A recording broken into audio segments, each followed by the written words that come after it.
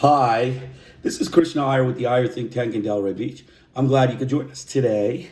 This podcast is another 35 pages of the book, The U.S. Invasion of Panama, The Truth Behind Operation Just Cause. It's a book by the Independent Commission of Inquiry on the U.S. Invasion of Panama.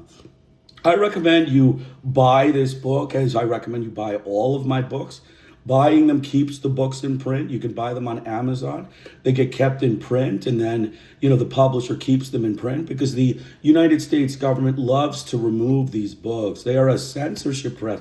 We talked in the last podcast, Hope and Folly, about the Rambo journalists, the hit and run journalists, the violent journalism, the outright lies, the blatant bias, the fact suppression, the falsification, the fabrication, omissions, selective reporting, unbalanced coverage, and lack of diversity of coverage of the United States press. And that is what we are discussing today in the United States Invasion of Panama, the truth behind Operation Just Cause, in addition to the actual events. My statement is that the United States needs to be expelled from UNESCO. The United States needs to be expelled from UNESCO for government and media hit and run journalism, Rambo journalism, violent journalism, and a state propaganda system meant to sow conflict and hostility in the world. It is a state propaganda system of the United States government. That is the U.S. mass media, and that is why we think they should be expelled from UNESCO. The United States needs to be expelled from UNESCO. So, of course, we talked in the last section, in the last couple sections, about the drug trade and the drug wars that are hidden because the U.S. banks launder money and they get the Hispanics of Panama into all sorts of trouble. They get them into trouble of drug dealing. They inject the money. They create the drug problem. And then they decide that they're going to arrest and take over the country because they are, butcher rapists, short-tempered Yankee whites. So that's the problem, is that they get the people of Panama into a drug problem because of their U.S. banks laundering money and injecting money into the drug system. And then it creates a drug problem in the country. And then the United States government comes right in and invades and takes over, and it establishes a colonial dictatorship.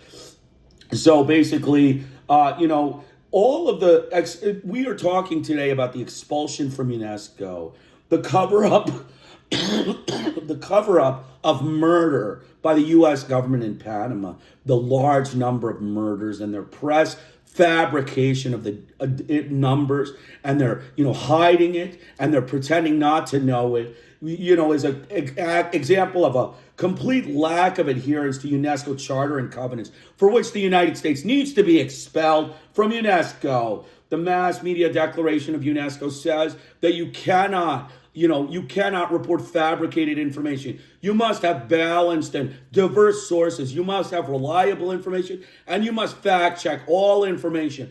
But the United States press did not do so. They took at face value they're United States official representatives, and they are a state propaganda system, not a press. They are a state propaganda system meant to sow conflict, or in this case, to hide the casualties, to garner public opinion for their war of aggression, their criminal war by George Bush and the United States government against the sovereign country of Panama.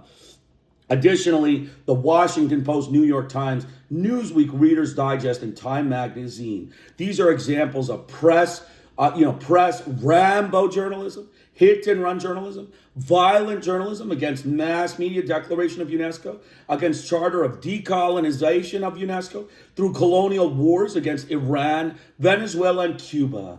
Also, the U.S. mass media and the Washington Post and New York Times cover up the arson and crimes of the Hispanics of Panama. Remember that. It's the Hispanics of Panama that are covered up by the arsonists and criminal butchers, the rapist butcher, short-tempered Yankee whites of the U.S. government. So again, it's important to recognize the goal is to expel the United States from UNESCO. So we're going to do an ethics quiz, basically a factual quiz from yesterday.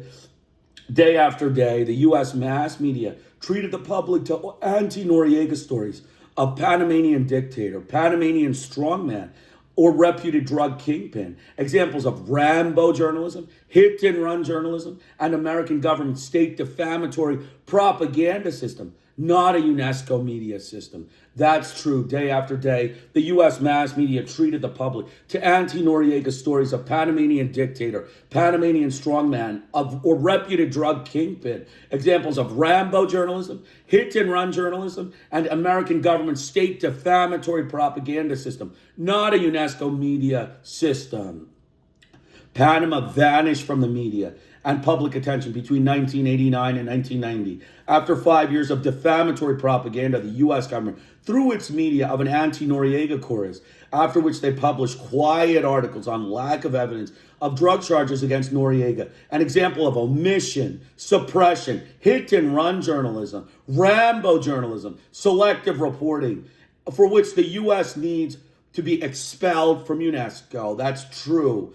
Panama vanished from the media and public attention between 1989 and 1990 after 5 years of defamatory propaganda of the U.S. government through its media of an anti-Noriega chorus, after which they published quietly articles on the lack of evidence of drug charges against Noriega, an example of omission, suppression, hit-and-run journalism, selective reporting, and Rambo journalism, for which the U.S. needs to be expelled from UNESCO. The jailing of Panamanian journalists by the U.S. government represents multiple violations of UNESCO charter and covenants, including selective reporting, omissions, unbalanced coverage, eliminating diversity of opinion, suppression, fabrication, and falsification, reflecting a state propaganda system against Panama, not an objective media system. Again, that's true. The jailing of Panamanian journalists by the U.S. government represents multiple violations of UNESCO charter and covenants, including selective reporting, omissions, unbalanced coverage, eliminating diversity of opinion, suppression, fabrication, and falsification, reflecting a state propaganda system against Panama, not an objective media system. The firing of journalists, the closing of La Prensa in Panama, quashing the Latin American popular opinion of the invasion, and the jailing of its publisher, Escolastico-Calvo, the destruction of radio stations, Panama National Radio and Sistema Radio de Dona Popular, two television stations, Channel 2 and 5, constitutes multiple violations of UNESCO Charter and warrants expulsion of the United States from UNESCO. That's true. The firing of journalists, the closing of La Prensa in Panama, quashing the Latin American popular opinion of the invasion, and the jailing of its publisher, Escolastico-Calvo, the destruction of radio stations, Panama National Radio and Sistema Radio de Dona Popular, two television stations, Channel 2 and 5, constitutes multiple violations of the UNESCO's charter and warrants expulsion of the United States from UNESCO. According to Euclid Arroyo, president of the Panamanian Journalists Union, many journalists were either jailed or fired by the U.S. government, and the Endara regime had a generated list of 32 journalists to be jailed, preventing balanced coverage of the invasion, was against all UNESCO charter and covenants, and resulted in a U.S. Ministry of Propaganda of its media, and resulted in grossly inaccurate reporting on the invasion and lack of reliable reporting about what actually took place in the invasion internationally. Again, that's true. According to Euclid Arroyo, president of the Panamanian Journalists Union, many of the journalists were either jailed or fired by the U.S. government, and the Endara regime had a U.S. generated list of 32 journalists to be jailed, preventing balanced coverage of the invasion, was against all UNESCO charter and covenants, resulted in a U.S. Ministry of Propaganda of its media, and resulted in grossly inaccurate reporting on the invasion and lack of reliable reporting about what actually took place in the invasion internationally. That's again true. The imprisonment of cultural leaders and university professors violates numerous UNESCO covenants, including promotion of international education collaboration, proper conduct between nations, and an example of U.S. cultural imperialism against UNESCO charter and covenants. Again, that's true. The imprisonment of cultural leaders, cultural political leaders, and university professors violates numerous UNESCO covenants, including the promotion of international educational collaboration, proper conduct between nations, and an example of U.S. cultural imperialism against UNESCO charter and covenant. So let's get started. A crime against humanity. We're doing Voices from Panama, meeting of April 5th, 1990. Crime against humanity. In the name of Gregory Brown, a 6-year-old black child who was buried in a plastic bag in a common grave in the Mount Hope Cemetery in Cologne, of the daughter of my godmother, Mercedes Herrera, a mother of 3 who was machine gunned to death in Chirrillo, of the soldiers Sidney Lyons and Alejandro Hubart, crushed by North American tanks, of Braulio Betancourt, missing since December 20th, despite the testimony of witnesses who saw him being held at the Corte Colabra concentration camp, and of all the Panamanians who gave their lives defending the fatherland against occupation, and the innocent and defenseless victims who were massacred in El Churro, San Miguelito, Colon, Tucumán, Pacuro, and others marginalized communities of Panama. Accept the most fraternal embrace on behalf of the children, the youth, the women, and fathers above all, from all the mothers who know what life is and know what it is to lose their most precious loved ones. The U.S. invasion of Panama, perpetrated by the 82nd Airborne Division under the U.S. Southern Command, carrying out orders of President George Bush, is an act of genocide, qualifying as a crime against humanity and a violation of the sacred right to life, as affirmed by the Universal Declaration of Human Rights and the internationally recognized Geneva Accords, as well as all international agreements and enabling protocols to spell out the most basic norms of international coexistence, just as in Grenada and Vietnam. This was never a just cause, quote unquote. 100 days after the invasion, the occupying army continues to operate with impunity, and the high cost in human life still remains to be brought to light. Violence, brutality, and the abuse of power that cannot even be classified as unconventional warfare are used against the civilian non-combatant population, resulting in death, material losses, physical and psychological trauma, and injury to the integrity of the so-called prisoners of war. Arbitrary and illegal searches and seizures are committed by U.S. soldiers. So you can see the short-tempered butcher rapist, short-tempered Yankee whites. Panama has been brought into the era of common graves, disappeared people, war refugees, and the ransacking of homes. An independent nation has been forced into submission by a colonizing army. Chirrillo was a marginalized community of some 20,000 inhabitants. 5 entire blocks were bombarded. 25th, 26th, and 27th Streets, where I was born and spent my early childhood, were completely wiped out and converted into a graveyard. At 12:30 a.m. in the middle of the night, the bombardment, the strafing, and machine gunning, the firing of rockets began. Later came the use of flamethrowers, tanks, and collective mourning. They began with the bombardment of the military headquarters and then with the massacre of the civilian population. They machine-gunned wood-framed and plaster houses. The interiors of the building showed evidence of the use of high-caliber and high-power weapons against the population as they slept in their beds just days before Christmas. The building shook. The residents tried somehow to keep the kitchen propane gas tanks from exploding by bringing them into the bathrooms. The windows were shattered. The walls were filled with holes. The people ran huddled from room to room trying to protect themselves from the hail of bullets. When the fire started, those who tried to get down using the elevator could not because the power had been cut. Many stayed during the early hours of the morning, clinging to each other, hugging the walls of the buildings, and risked being burned to death or asphyxiated by the smoke. Many who ran out trying to flee from the fire and the bombardment died in the streets, machine-gunned by U.S. troops.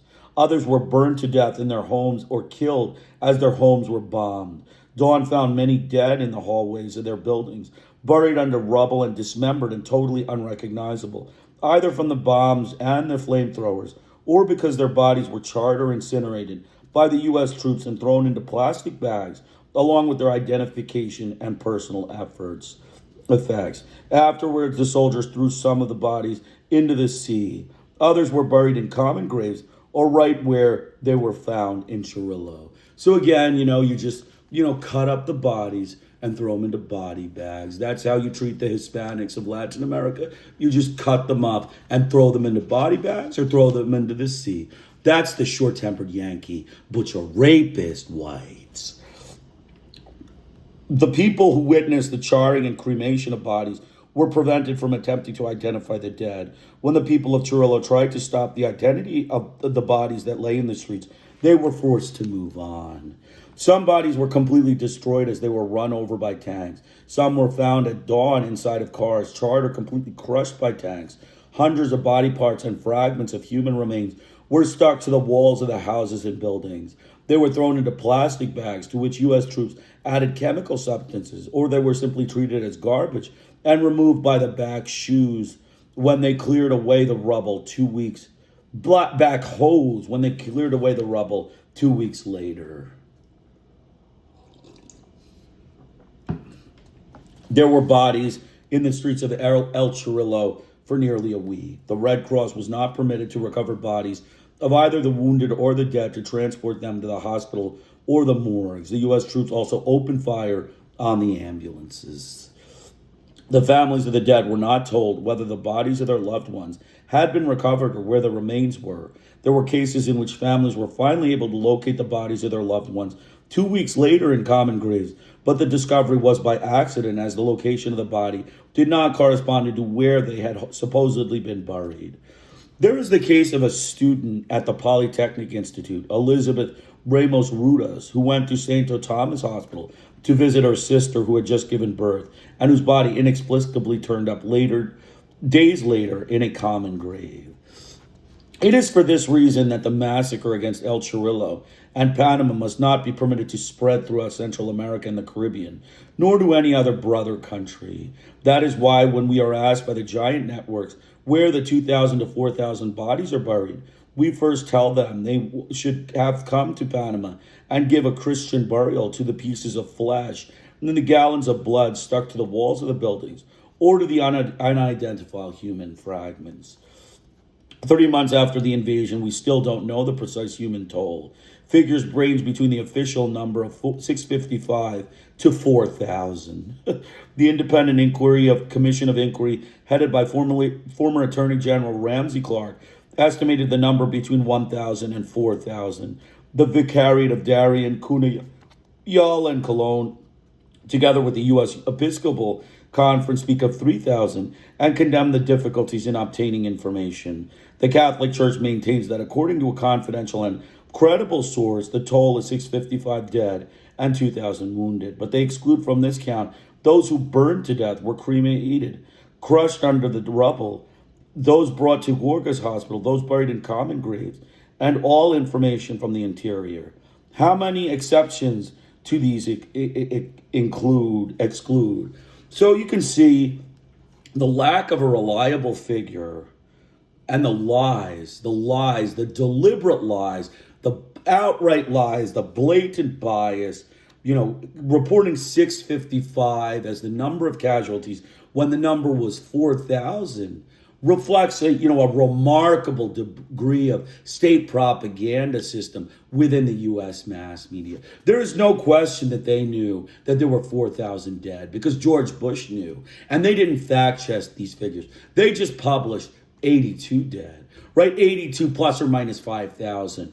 They lied. They had blatant bias. This creates suppression of murders. It creates falsification of data. It's a fabricated number. It's an omission of deaths. People dead are not included in the count. And it's a suppression, and it provides no balance and undiverse sources. These are all violations of the UNESCO Charter. For this, the United States needs to be expelled from UNESCO for hiding the body count, using its state propaganda ministry and defamatory propaganda campaign, and it's Rambo journalism of the U.S. mass media. The United States needs to be expelled from UNESCO. The Red Cross cited in La Prensa, January 25th, 1990, page 12A, mentions 1463 lawsuits brought by families of people missing since the 20th of December. Of these, 1,249 were declared dead, which means that the rest, 214, are missing. In reality, the exact figure is not important. What is important that they are human beings, our compatriots, and we demand to know who they are and where they are. If it is true that there were only 655 declared dead in the Southern Command, the Catholic Church, and the Endara government, why do these data constitute classified information? Why the mystery surrounding the events at the Panamanian naval base at Cologne. Only 11 of the 145 on duty there at the time of the invasion later turned up alive. Officially, only 40 were declared dead. The information from the funeral homes and the situation at the Mount Hope burial site is completely bewildering.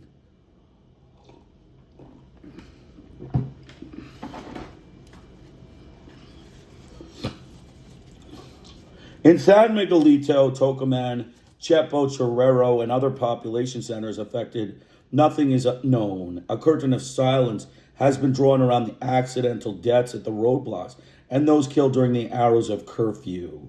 There is complete silence surrounding the circumstances of the mass graves. They exist in Jardin de Paz and Corozal, and there are accounts of many others.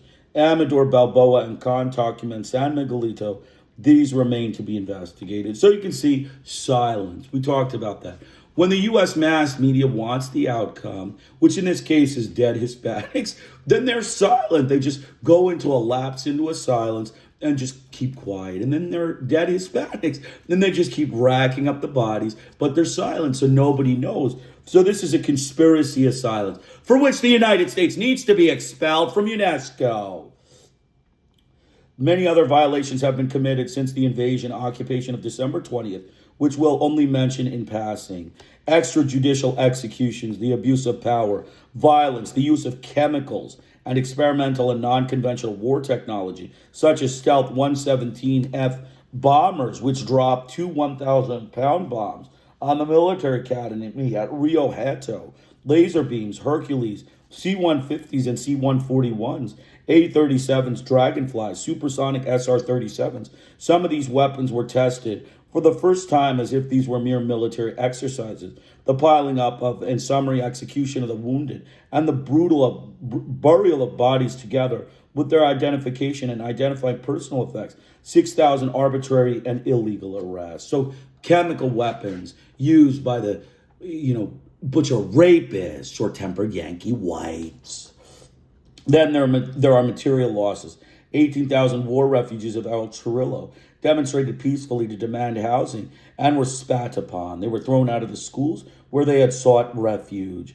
Right, so throwing out people from schools. That is, again, against the UNESCO Charter. Throwing out, children from schools who are taking refuge there is against UNESCO Charter. That is a protected site. That needs to be, kept as a protected site. And the United States needs to be expelled from UNESCO. The living conditions of the refugees in the former airplane hangar at Albrook are not in the least favorable, especially for the children who have suffered disease epidemics.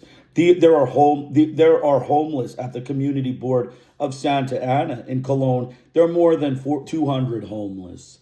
In addition, there are family members of the fallen. Who, when, and how will these civilian combatants who suffered the result of the invasion be compensated? In addition, there is loss of autonomy and independence in the governing of the country. How will this be rectified? The United Nations, human rights and humanitarian groups, organizations of jurists, investigators, and international tribunals must demand tirelessly. First, that El Chorrillo, Cologne, San Miguelito, Rio Hato, etc. be recognized as the Ladises of Central America, so that the atrocities committed against Panama during the invasion and occupation will never again be repeated anywhere on the planet. Second, the internationally organizations and expertise in the field of forensic anthropology be granted complete independence and all resources necessary to scientifically establish the number, identity, and cause of death of those massacred in Panama. So the lack of the United States government following the standards to allow for the scientific establishment of the identity, cause of death, and the number massacred in Panama constitutes a violation of all UNESCO covenants and charters and requires the United States to be expelled from UNESCO. The United States needs to be expelled from UNESCO. Third, the immediate withdrawal of the U.S. Southern Command and its headquarters and the recognition of the autonomy of the Andara administration. Fourth, an immediate end to the menace of political persecution against public employees, against members of the former government, against the citizens who belong to the Dignity Battalions. Article 306 of the National Constitution of Panama, unless their presumed guilt first be proven by fair and impartial trial with full guarantees of due process.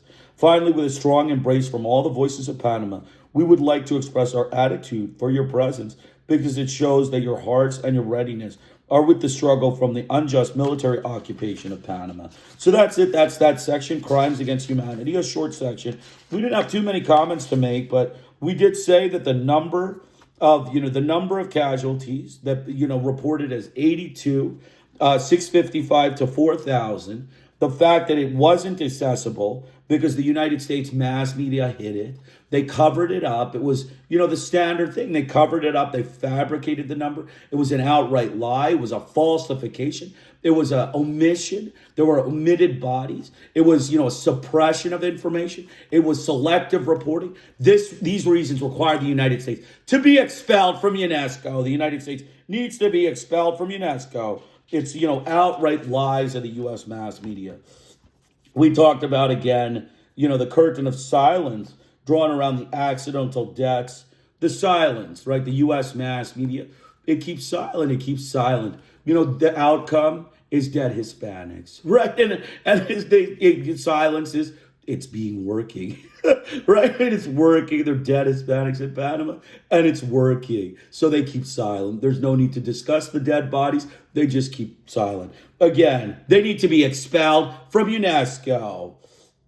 So we also talked about, people being thrown out of schools. So again, schools are protected places by UNESCO charters. You cannot throw children out of schools. If you throw children out of schools, you're breaking UNESCO covenants. And the United States needs to be expelled from UNESCO.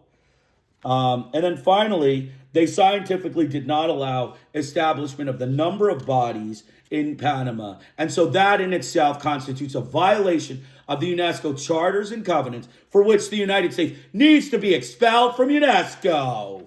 So let's continue on. I want to relive the invasion with you.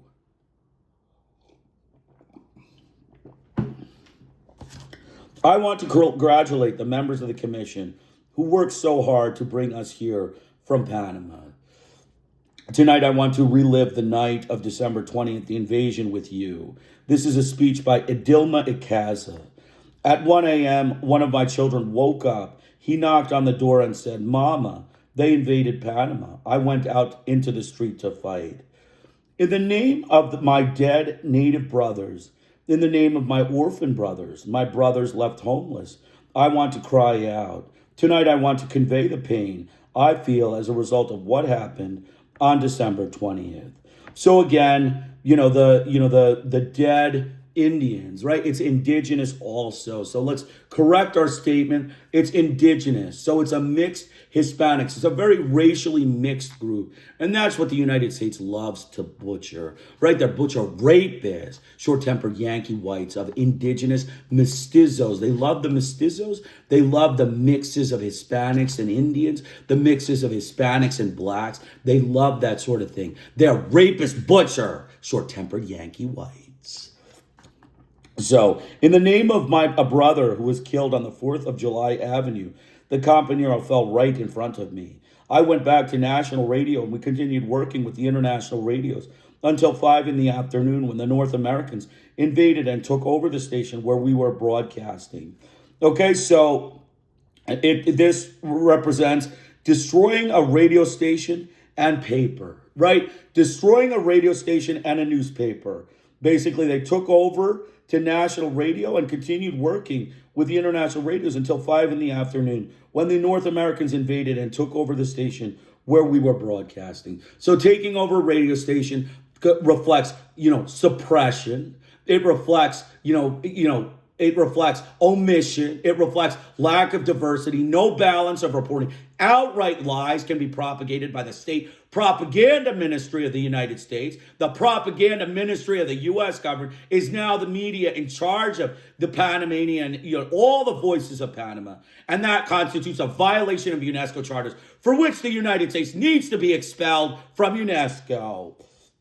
So they took us away, myself and 3 other women I was working with there. I can't say any more. I feel overcome by these recollections in Panama. The mourning continues. So again, jailing journalists. That's the next thing. They destroyed the radio station and the paper. They need to be expelled from UNESCO. So jailing journalists, again, This is against UNESCO covenants. It again takes away the voice of the Panamanian nationalists and indigenous people, and it replaces it with the Yankee voice. Okay, that is suppression. That is selective reporting. And that becomes a state propaganda system of the U.S. ministry. And that is only one voice. It's a colonial voice. And it is against UNESCO charter and covenants, for which the United States needs to be expelled from UNESCO. The North Americans also invaded native communities. In the mountains of Guaymi, they also came to my village, which is called Justapo, on December 30th. They destroyed our school, the movie house, and the windows, destroying education places. Again, another violation of UNESCO charters. You cannot destroy educational facilities like schools. So the United States needs to be expelled from UNESCO. I want to tell you, I used to have a job. They fired me on January 1st. They fired my husband, my eldest son, and my daughter because they said we were part of the previous government. Tonight, compañeros, I feel very emotional describing all that we lived through on December 20th, the day of the invasion. Brothers and sisters, we are still fighting. I'm not going to stay like this, brothers and sisters. In the name of my dead brothers and sisters, we must carry on this fight together. Here tonight, you have showed your solidarity, and I feel moved because so many people came here to show their support. The North Americans think they can own Panama. We are the owners of the indigenous people and are the owners of America. Compañeros, tonight I am remembering all of the fallen brothers and sisters. After on December 24th, I remember to my house in San Miguelito, and I saw that my neighbors who belonged to the Dignity Battalion were also not in their homes. They were in hiding, moving from house to house, because they were afraid that the government would arrest them. So the indigenous people, the North Americans, think that they own Panama, and the indigenous people say that they're the owners of Panama. The rapist, butcher, short-tempered Yankee whites.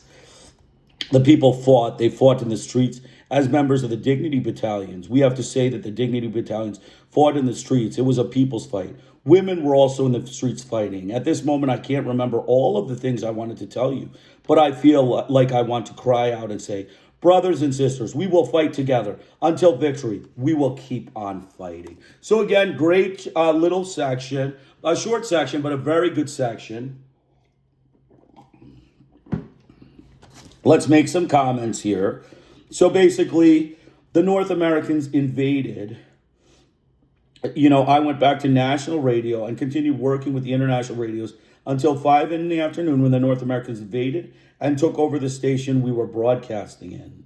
Right? So they took over the station that they were broadcasting in, the radio station, a violation of UNESCO. It creates no indigenous voice, no nationalist voice. It creates only one voice, the colonial voice. It is an act of suppression. It is an act of outright lies. It is an act of, selective reporting. It is an act of blatant bias. It is an act of, omission. It is an act of falsification and fabrication. And it reflects unbalanced reporting and non-diverse sources, for which the United States needs to be expelled from UNESCO. Just yanking a radio station from the indigenous people constitutes a violation of UNESCO for all of what we said. And they need to be expelled from UNESCO. The United States needs to be expelled from UNESCO.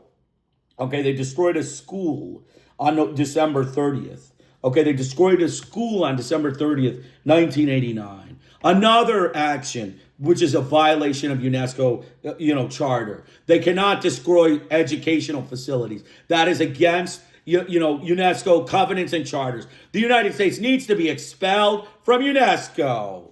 And that's it. That's our next stage. Okay, so the workers in our country are suffering great repression.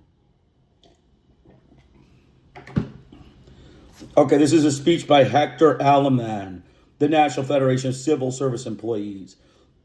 It falls to me to report to you about what happened to the workers in Panama as a result of the invasion. It is important that you know that long before the invasion, the workers have been waging an intense struggle as a result of many forms of U.S. aggression against our economy. As a result of this aggression, in less than 2 years, 250,000 Panamanian workers have lost their jobs in a country such as ours, with a population of barely 2 million people. This meant that during the period, unemployment had gone up from 11 to 20%. Now, after the invasion, according to figures provided by the present government, 35% of the workers are unemployed. So you can see, basically firing of workers. This includes firing of journalists, university, scientists, and cultural people, and union people. These are all violations of the UNESCO Charter. Firing of journalists creates communications, basically is against the Mass Media Declaration of UNESCO, which requires balanced reporting, unselective reporting, non-suppression, objective reporting. This creates outright lies, fabrications, falsifications, omissions, selective reporting, blatant bias, suppression, and omissions. And it also creates unbalanced coverage and non-diverse sources. That requires the United States to be expelled from UNESCO.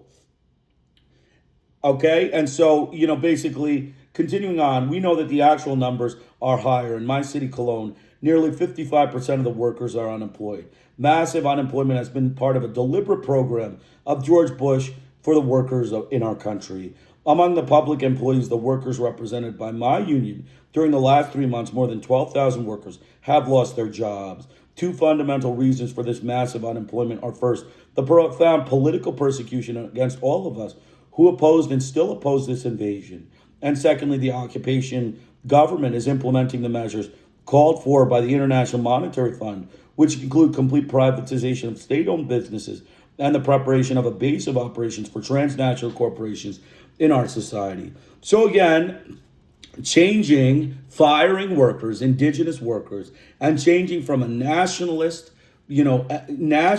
country, which is an independent sovereign Panama, to a transnational colonial corporate country is now another violation of UNESCO charters. UNESCO is meant to decolonize. It is meant to promote liberation movements and independence. The United States took over Panama and established a colonial regime there, which is against UNESCO, which is for decolonization and against imperialism, for which the United States needs to be expelled from UNESCO. They fired, fired nationalists and indigenous workers, and they replaced them with transnationalist corporate workers, for which they need to be expelled from UNESCO.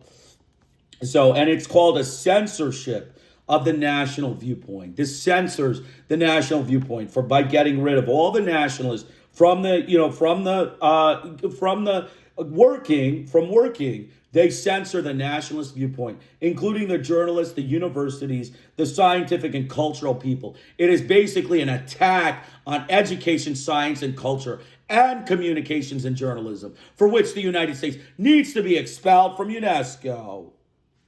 So, the workers and their leaders in our country are suffering great repression. At this moment, the majority of leaders in my union have been fired without any justification whatsoever. 9 members of the National Executive Board of FENICEP have been fired. Okay, so maintaining Panama with colonial rule against UNESCO Charter in keeping the canal as a goal. Okay, it's an important fact that, these firings are in violation of the fundamental rights of the workers. In addition, they do not recognize any of the benefits of workers. They do not respect vacation rights. The workers are not receiving pay for days already worked. And even worse, they are violating the rights of women on maternity leaves. That is to say, women workers who are pregnant or on maternity leave were summarily and mercilessly fired. So again, the whole goal of this is to replace the people who are in the positions of the work with colonial people, right? And that is basically against UNESCO Charter. We know that UNESCO is an organization that fosters liberation movements. It fosters independence.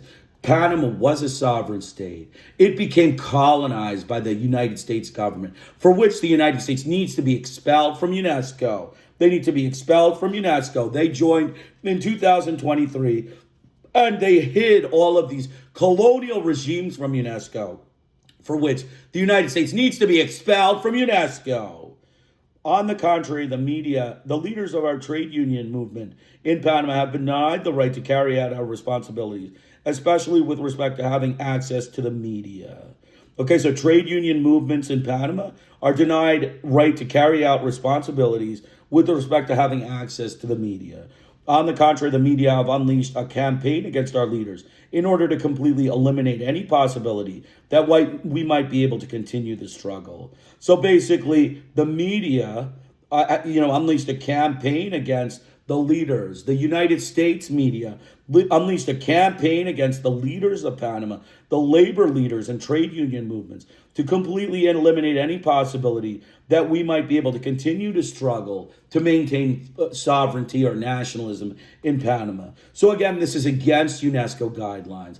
Again, the United States can do its colonialism. They are rapist, butcher, short-tempered Yankee white colonialists, but they have no business being in UNESCO and supporting colonial regimes and, firing indigenous workers and creating a climate of hostility and firing journalists and creating, selective reporting, blatant bias, hostile journalism, suppression, outright lies, blatant bias, selective reporting and unbalanced coverage. They are Rambo journalists that are fostered by the Yankee imperialists in Panama. They are Rambo journalists of the U.S. government. Rambo, U.S. Ministry of Hostility. That is the American press.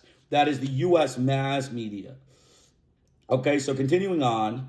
The persecution also includes closing down our union offices and prohibiting us from speaking with fellow workers whom we represent on the job. No collaborations are against UNESCO, principles, and that requires a expulsion.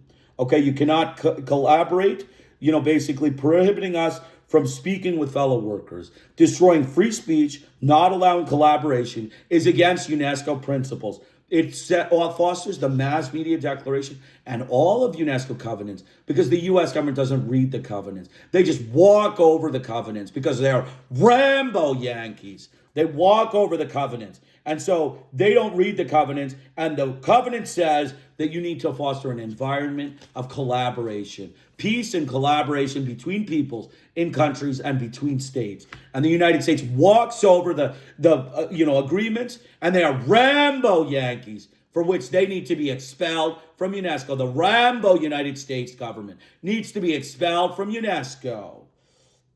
That this is the democracy that the invasion brought to our country. I want to say in the name of my fellow workers in my country, of those who were doubly massacred, who lost their jobs before the invasion and then were murdered during the military assault, and those of us who survived the invasion but today are subject to persecution. The murder of journalists, okay? The fellow people, the murder of journalists who lost their jobs before the invasion and then were murdered during the military assault. So the murder of journalists is another example that violates the UNESCO Charter. And that should be straightforward, right? Even the, short-tempered butcher rapist Yankee whites should know you can't murder journalists. But that doesn't matter. They did it anyway. So they need to be expelled from UNESCO. We ask the North American people, the working people of this country, to take on the responsibility today to make the truth about Panama known and understood by all the peoples of the United States. Today, it is essential for us that this commitment be fulfilled, because in that way, you will be able to really help us so that from within Panama, independently of the invasion, in the year 2000, the workers and the people of Panama can force the U.S. government to carry out the canal treaties and guarantee the liberation of our country. Again, the liberation of the country and carrying out the canal treaties requires the United States to follow the rules and stay away from colonialism and liberate the country. That is the UNESCO Charter. The United States needs to be expelled from UNESCO. Please be assured that we will continue to fight and that every day the struggle will be longer with greater unity and greater power. In the name of all the workings in my country, I want to express gratitude to all of you for your presence here tonight. There are many things I would like to share with you tonight, but I hope that I have been able to convey the main points of how the Panamanian workers feel, what they are going through at this moment, because that is what the people should know. So this is, defamatory propaganda, hit and run journalism, Rambo journalism, U.S. mass media curtailing access to the media by trade union movement, fosters colonialism, and is against UNESCO decolonization charter, for which the United States needs to be expelled from UNESCO. So we talked about that, and you should remember that. So again, we're going to just make some points here, finish up. So loss of jobs included the firing of journalists, trade union workers. 2 million people are in the country. 250,000 Panamanians lost their jobs, 1/8 of the population. They fired journalists, university, science, and cultural people, as well as trade union representatives. All of these things are against the UNESCO Charter, for which the United States needs to be expelled from UNESCO. Okay, just give me 1 second. I'll be right back. Glad you could join us today.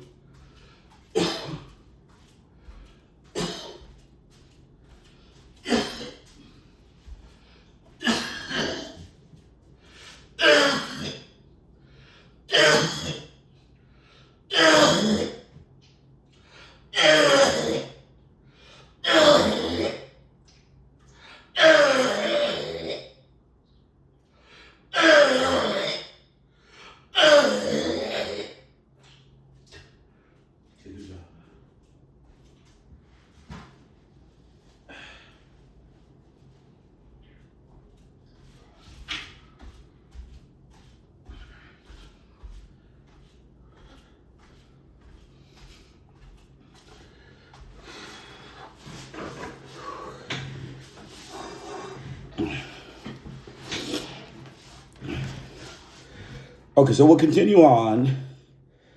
So we talked about that. So changing from a nationalist to a transnational colonial corporate government is against the UNESCO Charter.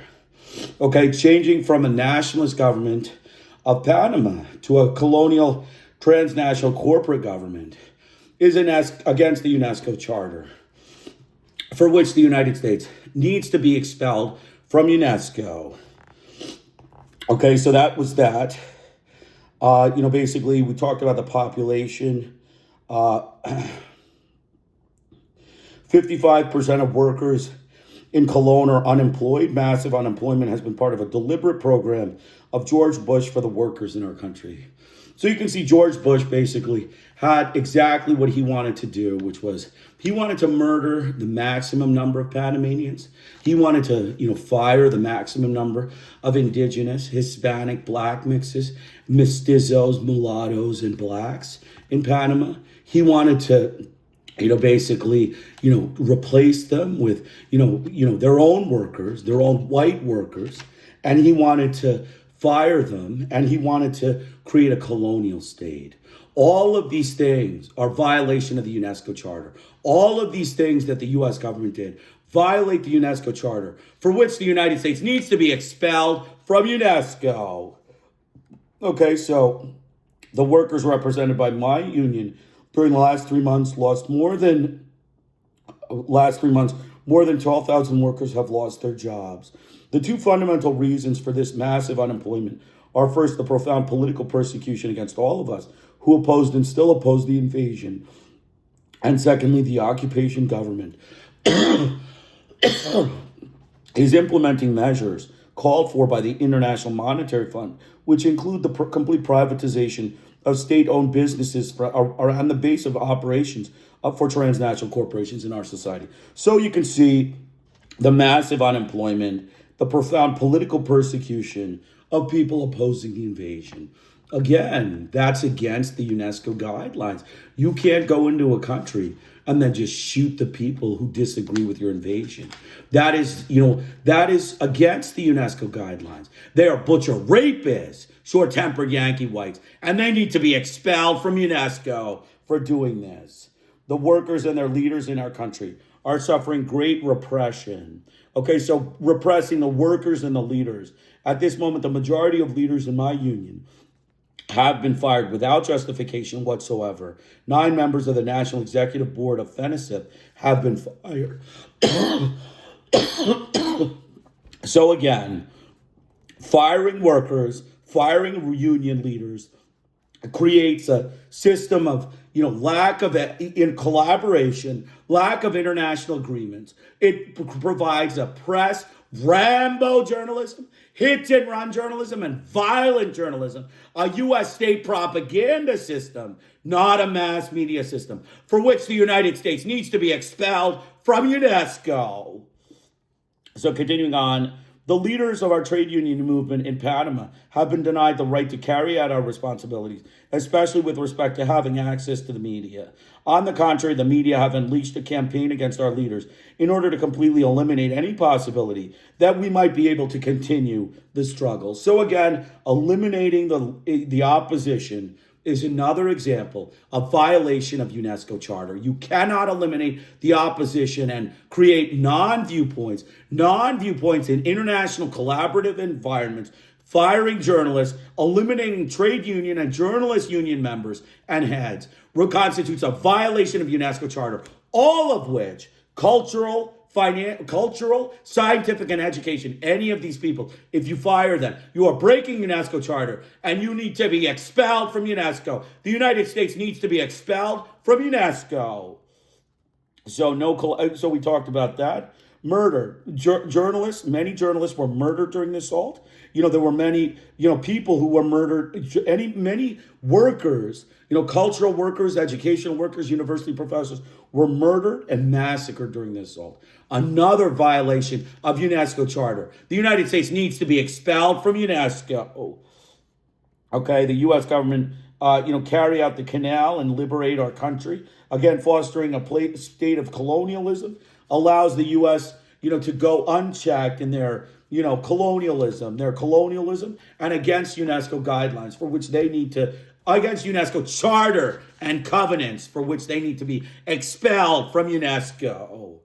So let's continue on. The Panama case has just been opened. Only 20 pages. Okay, I'm very grateful to be here tonight because I've regained the hope that we have not lost the United States. Because the United States is not the government, is not what you call the establishment. The United States is the people who live here, the people who elect those officers into government positions. The problem is that for some reason, once they get into office, either they lie to the people, they deceive the people, or simply the people don't care what they are doing in the government. This is a speech by Mario Ragnani, former Minister of Commerce and Industry and the presently opposition leader in the Panamanian National Assembly. We have been through the worst case of stress between the two countries in our relationships, but it has been quite an experience that I can feel both nations have many things to learn from it. The most important thing to us, at least, is that the people of the United States have to somehow learn to be able to keep track of what the government is doing. As much as you keep track of taxes and domestic problems and domestic issues, foreign policy is an important part of what the United States government does, and it affects every one of you one way or another. The last two U.S. administrations lied to the American people with great skill. It was very hard for us Panamanians to understand why the U.S. government all of a sudden strangled our economy, went after us like we were criminals, brought us to the point where our gross national product decreased 27%, where we lost more than 20% in per capita income, where they put sanctions, claiming we were a risk to North American security. We're smaller than Delaware. Our armed forces were smaller than New York City Police Department. And we were a threat to the United States, ?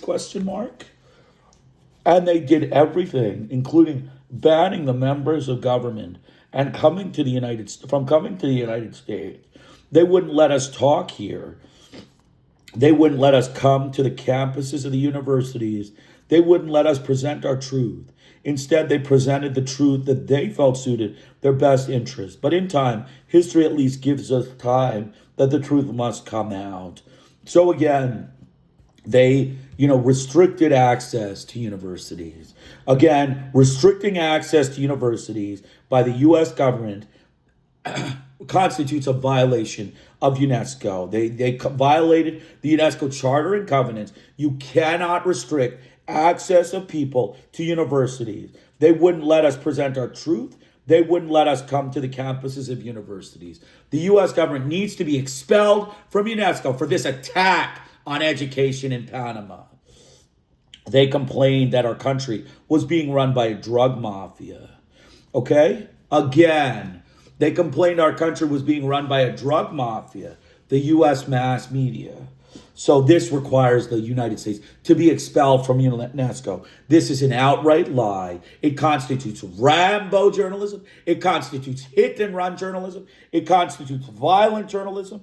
It's defamatory propaganda. It's a state defamatory propaganda of the U.S. ministry, which is the U.S. mass media. And for this, the United States needs to be expelled from UNESCO. It is defamatory propaganda. It is hit and run and Rambo journalism, which is the specialty of the U.S. mass media. They are great Rambo journalists, but they are not great scientific journalists.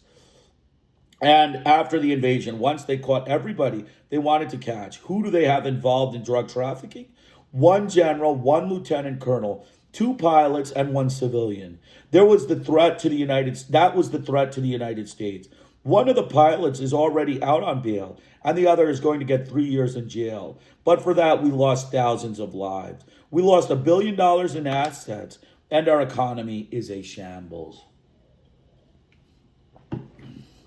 It is hard to understand how the American people couldn't see through what the government was telling them. A government that has lied on every issue of foreign policy in Central America. They lied on El Salvador. They lied on Nicaragua. They lied on the Iran-Contra. They lied with Panama, but we knew the truth. The media played second fiddle to the administration and would never let it out, because the truth is that the establishment at one point decided to renege on the treaty.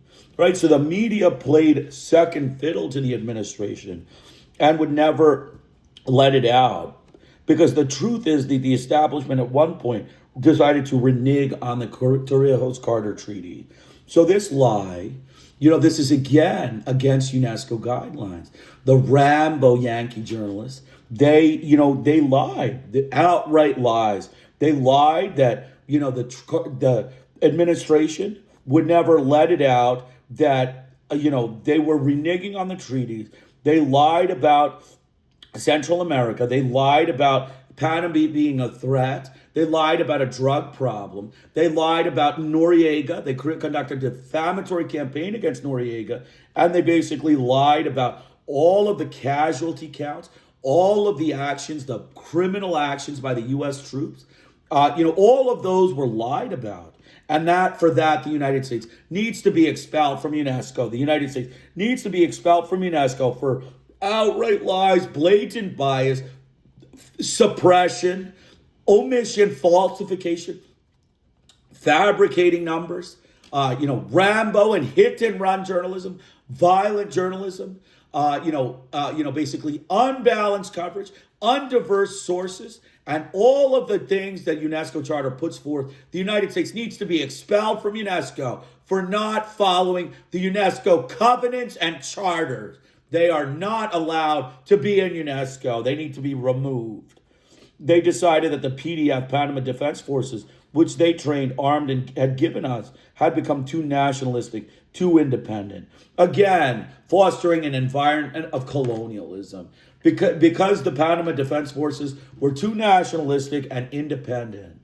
Right? UNESCO. The United States needs to read the UNESCO Charter and read the UNESCO covenants before it joins organizations with which it has already picked a fight and already scandalized in the past. The United States needs to read the covenants. The covenants clearly state you cannot take over an independent nation and then institute a colonial regime after they have received sovereignty. So if the United States wants to do these things, they can do that with their state propaganda, Rambo Yankee journalists. But they cannot do it in a third world organization that follows the rules of the Mass Media Declaration and all the declarations about non-colonization and nationalism as the priority of this organization. The United States needs to be expelled from UNESCO. So basically, they didn't go to Panama. On December 20th to capture one man, as they have claimed. They went out to destroy every military installation we had. They went out and took back the 4 bases they had given us through the treaties. Right now, Cimarron is back in U.S. Army hands. Rio Hato is back in U.S. Army hands. Every base they wanted got back, including the School of the Americas. They took it back, forgetting about the treaties. Let me tell you something. The image that we had of the U.S. Army is gone. Now the image we have is another. They were looters. They were thieves. They were mercenaries. They killed the wounded because we didn't have enough hospitals, and neither did they. That's the only thing. That's the only reason they killed them. So again, hospital workers, basically cannot collaborate because of the United States military. They need to be expelled from UNESCO. The United States needs to be expelled from UNESCO for not allowing hospital workers to attend to patients and not fostering a place of collaboration, an environment of collaboration in a country which was independent and the United States invaded, and so they need to be expelled from UNESCO. They burned our dead in common graves because they were ashamed of what they were doing. But at the same time, they were looting. Every time they went into a house, they took the jewelry, the silverware, the money. That they don't say. So yeah, again, you can see the U.S. troops, right? I mean, the Hispanics, right? I mean, it's just, you just steal the stuff and, it's fine, right? You just grab and go. It's just an open, a bank robbery. You just grab, all the money, the jewelry, the gold chains, the diamonds. It's all good for the United States military. They're rapist, butcher, short-tempered Yankee whites. So continuing on. So they were so nervous. I saw them pointing at a 4-year-old girl with a machine gun to hold her still. The girl didn't understand English, didn't even understand the gun. That's the army that some of those generals are now praising for the efficiency with which they took over Panama. And for what? They swore in our new government on a military base in front of an American flag. How can that government have any respect for itself or from anybody? The day they swore in the government, they gave him and Dara the list of what he had to do, including putting the relationship with Cuba under stress, stressing the relation with nations with whom we have been friends for years. Now, to suit American interests, we have to break relations with them. Now they don't want us to have any relations with Cuba, with Libya, with Cuba. They allow Nicaragua because Mr. Chamorro won. Otherwise, it would have been on the list. The first thing they did in the first week was close 8 radio stations, 2 television stations, and 4 newspapers. This was the democracy the U.S. Army was backing. So, closing 8 radio stations, 2 television stations, 4 newspapers. How does that promote balanced reporting? That is what UNESCO is looking for. UNESCO is looking for closing indigenous and nationalist, Hispanic and, indigenous radio stations, right? Like mixed Indians and Hispanic radio stations, newspapers, all newspapers, 4 newspapers, television stations, all of that.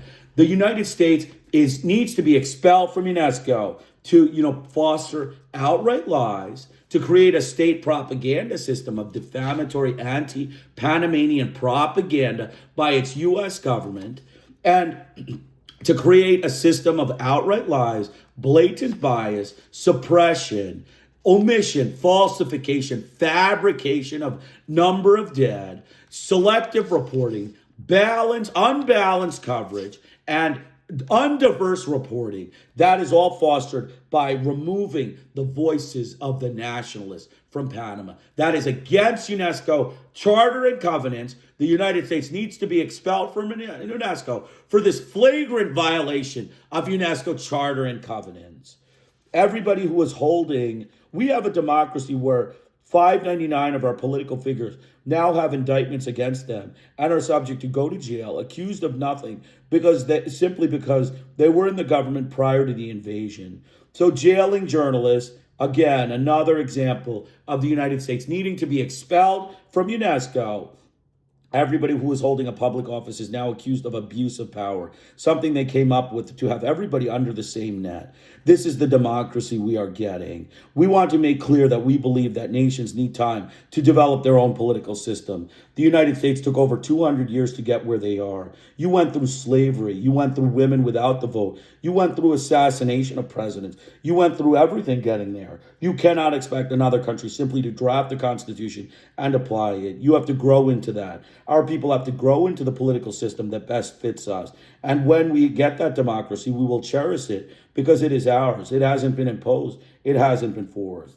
It has been a long night, and I want to finish by trying to get a commitment from you, because even though the U.S. government has sold the idea that the Panama case is closed, it is exactly the opposite. The Panama case has just been opened, and the government of the United States will now try, as Panama fades away on the screen of news, to put the real squeeze on Panama of what they want from us.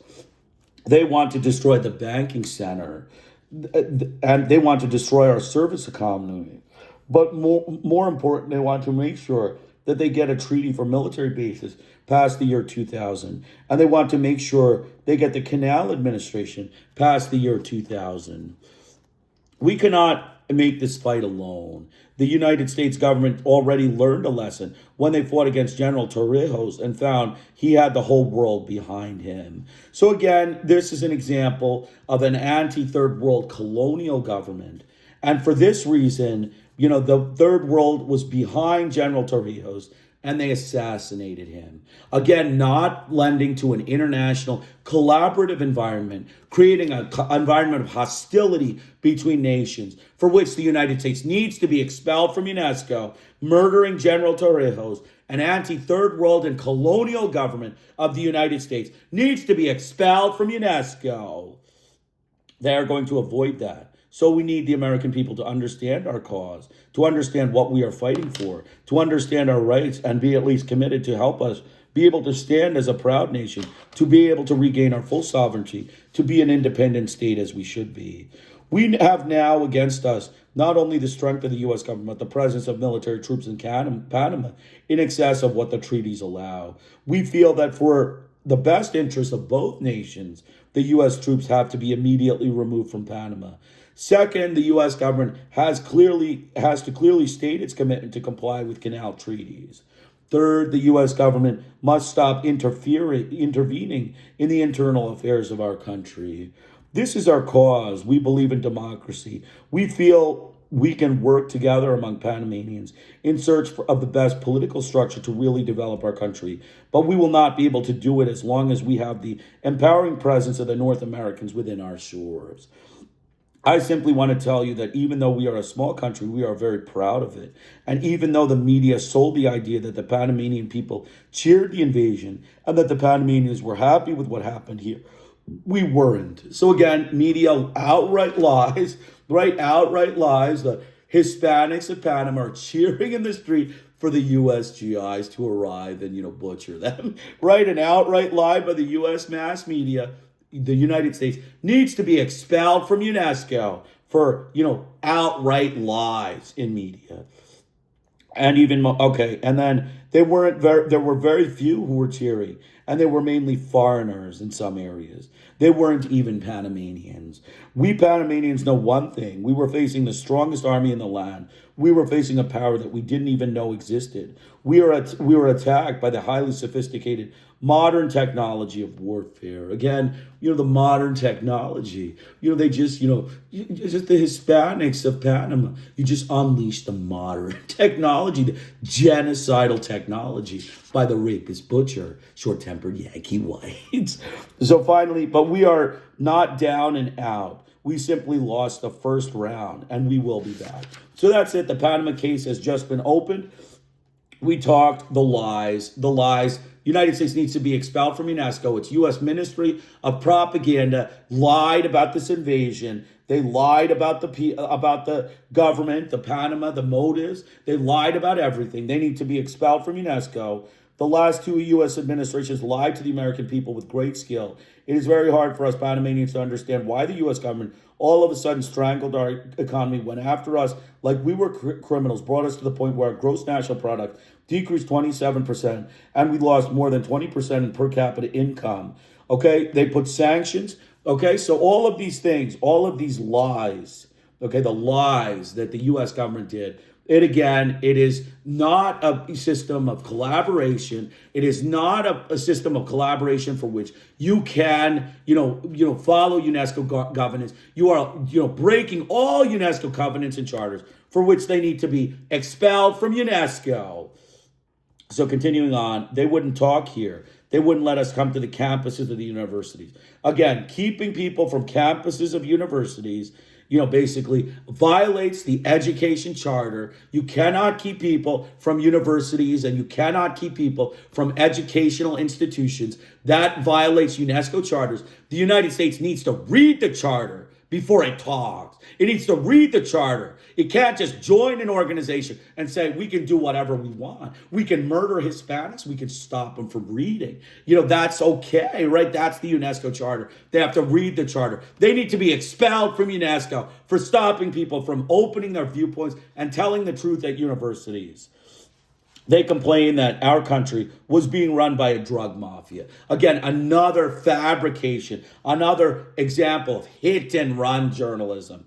A drug mafia. Panama is not run by a drug mafia. That is an outright lie and hit and run journalism by the U.S. mass media.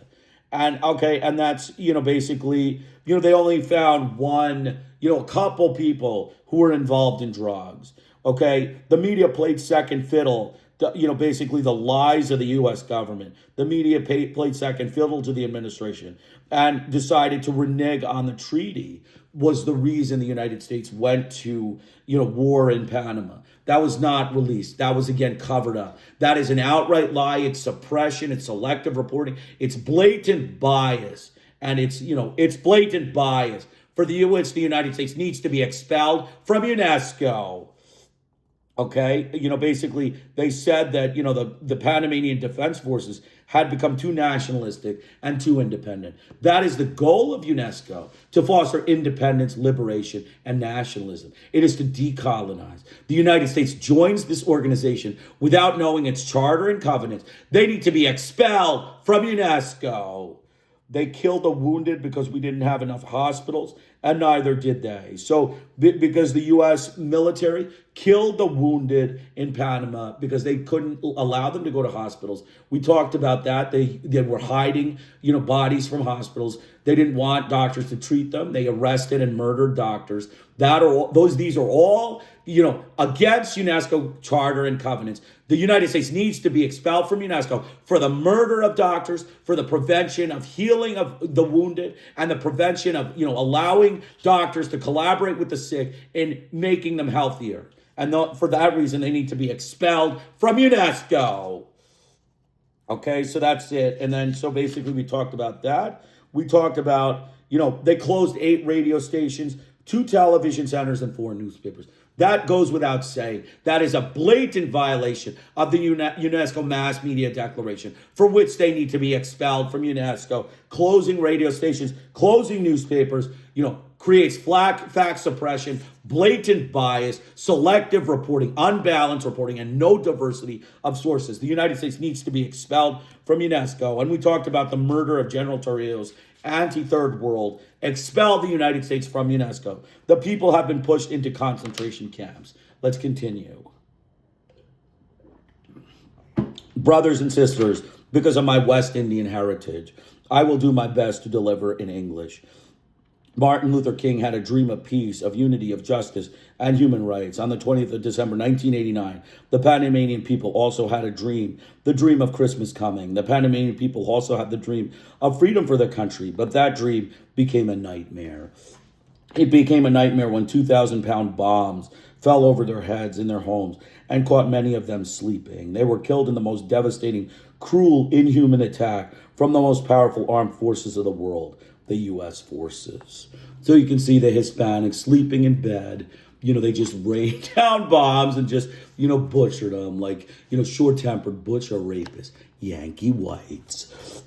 However, the U.S. establishment has said to the world that they entered into our country to save the people of Panama, to install democracy in Panama.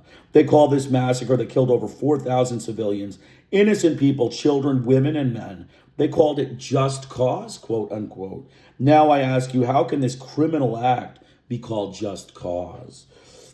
Can it be considered a just cause when the United States, the most powerful armed forces of the world, exercise new war techniques against our people using the most modern inventions used to destroy human life? Is it just to kill an innocent child of 5 years old? So yeah, all of these things, right? You just, the Yankee Army, the U.S. military, just, the Hispanics, right? 5-year-old little boy, sitting around, just shoot him in the head. That's the U.S. military. Operation Just Cause. Just murder of Hispanics. That's what it is. It's called just murder of Hispanic Panamanians. All right, so can it be considered just to destroy people's homes, the workers' homes, to throw them into concentration camps, and then submit them to the most inhuman isolation and reduction of all their rights as human beings? The Department of Defense described the action against Panama as the largest military action the United States has been involved in since the Vietnam War. Now you know what the Vietnam War was. We also know why we make such comparisons. That comparison is because in Panama, they did exactly the same thing in a short time that they did in the Vietnam War. And the voices of Panama are here tonight, not only to put before you the truth about what happened in Panama, but we are here to ask you, perhaps we are here to demand from you a human civilized behavior, for you to fight together with us, for you to fight the U.S. establishment, for you to insist that the U.S. government take the hands and their feet out of Panama. We know that all of you have a question. The question arises from the propaganda in the U.S. establishment-controlled media. I know your question will be, how come the people of Panama applauded the invasion? It will present to you, be presented. It was presented to you that way, but the truth hasn't been said. So that is, again, defamatory propaganda, Rambo journalism, and hit-and-run journalism by the U.S. mass media. These actions require the United States to be expelled from UNESCO. The United States needs to be expelled from UNESCO for defamatory propaganda of the U.S. establishment-controlled media, Rambo and hit-and-run journalism against the, stating that the Panamanians were cheering the invasion when they were, fighting the invasion and they were against the invasion. That is called outright lies. That is outright lies, blatant bias, and Rambo and hit-and-run journalism, defamatory propaganda by the U.S. propaganda ministry of Rambo Yankees.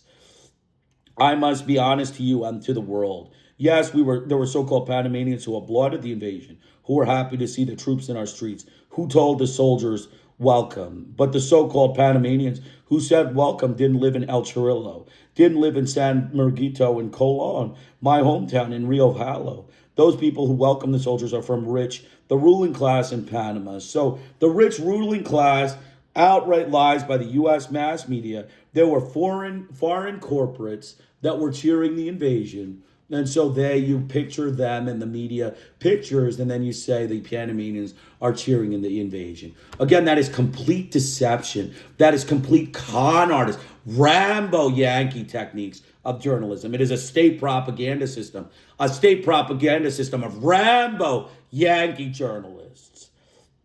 But we are here to tell you what the people from Chorrillo think, how they feel today when they are pushed into concentration camps, when they have to present an ID card signed by the commander-in-chief of the Southern Command, General Mark Cisneros.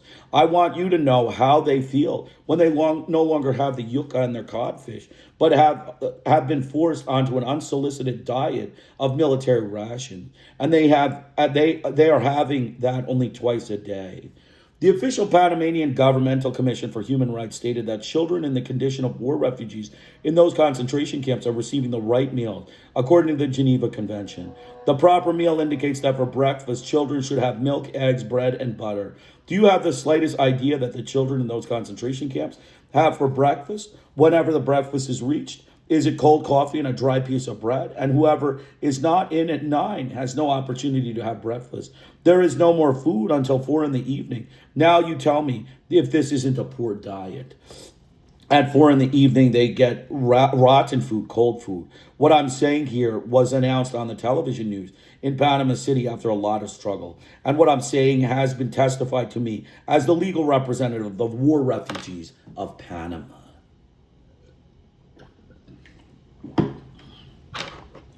The people pushed into these concentration camps are suffering today. They have no privacy. They don't have a chance even to go to the bathroom. And I mentioned the bathroom not to describe that place. There is no bathroom. They have not even the most elemental condition to sleep, to raise their own children.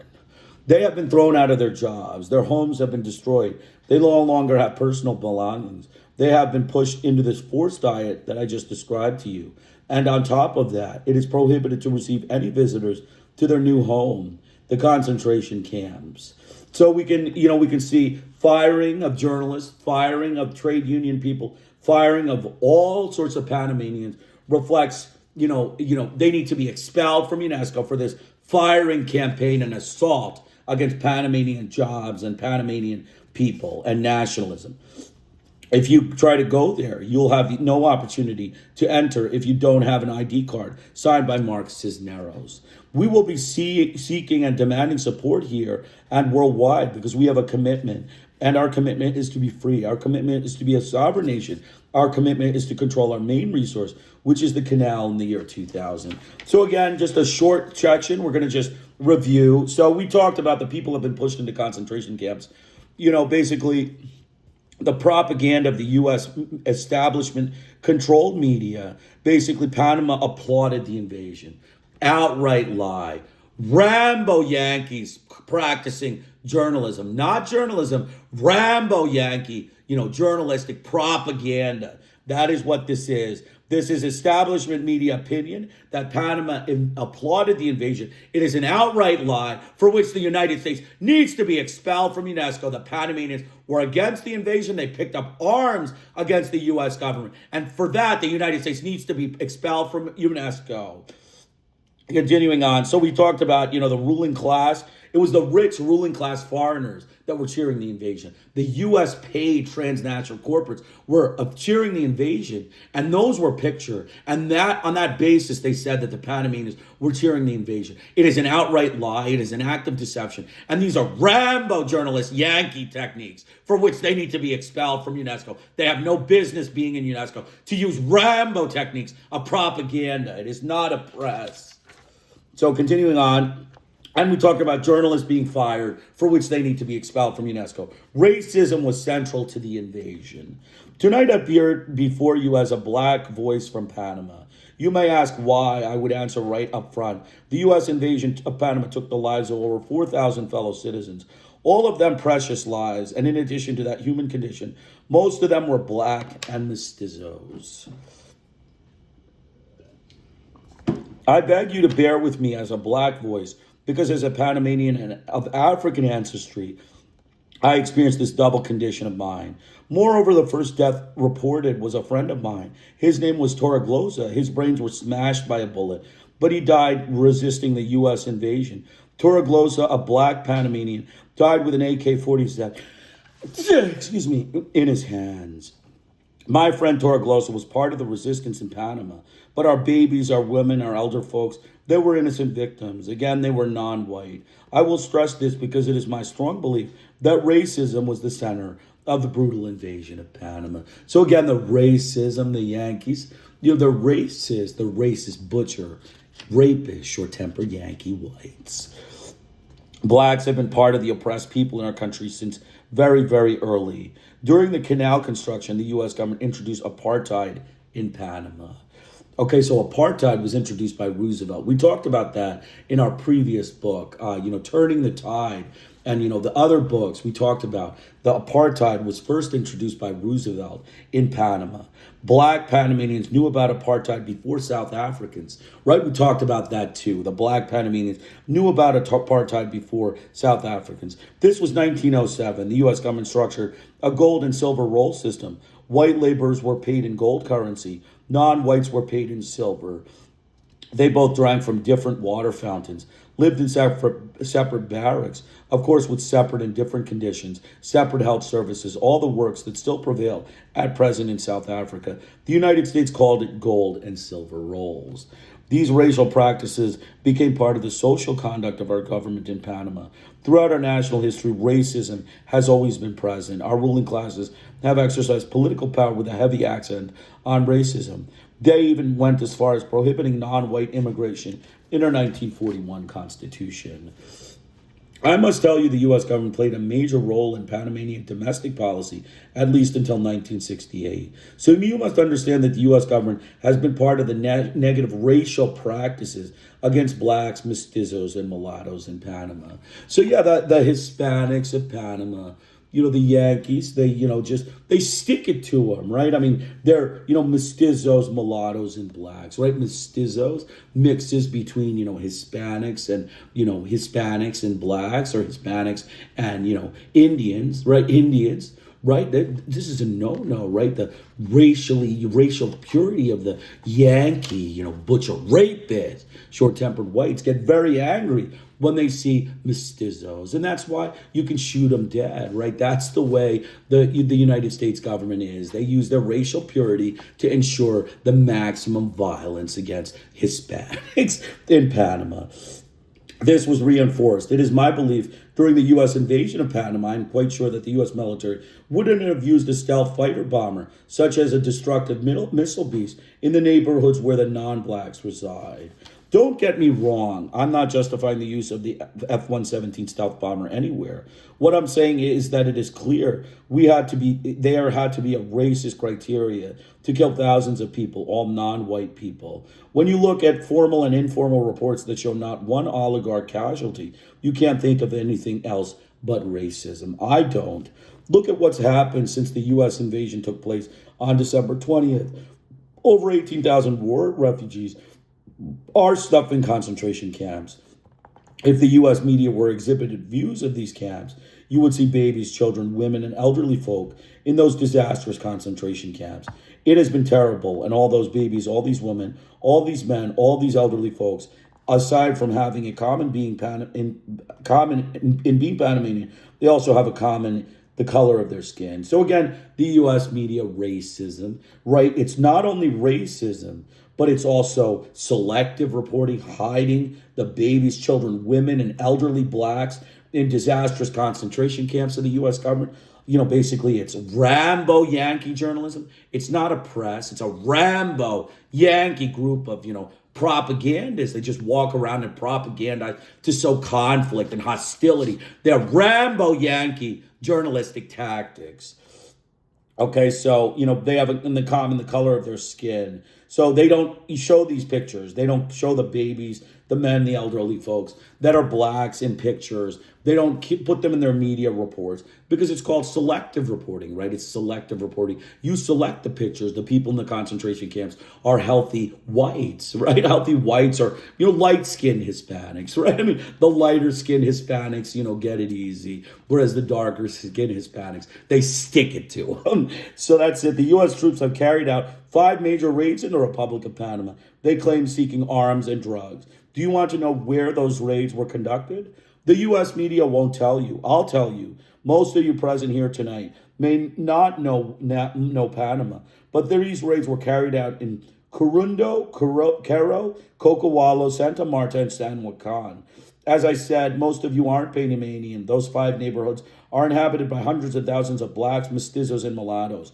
Over 2,000 men and women were put away in barbed wire improvised jails. This happened just 2 weeks ago.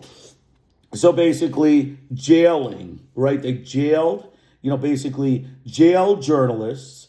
We talked about jailing of journalists. The raids, basically they imprisoned. The raids and jails, they jailed many black journalists, mestizo journalists, and mulatto journalists, for which they need to be expelled from UNESCO. Again, creating an environment of undiverse and unbalanced reporting, outright lies, and blatant bias by the Rambo journalists of the U.S. government, their propaganda ministry of the U.S. mass media. Okay, so we also talked about U.S. media racism. So that's another reason to expel the United States from UNESCO. Their U.S. media is racist, and they need to be expelled from UNESCO. They hid pictures of the actual blacks in the concentration camps that were, suffering in the disastrous concentration camps, for which the United States needs to be expelled from UNESCO.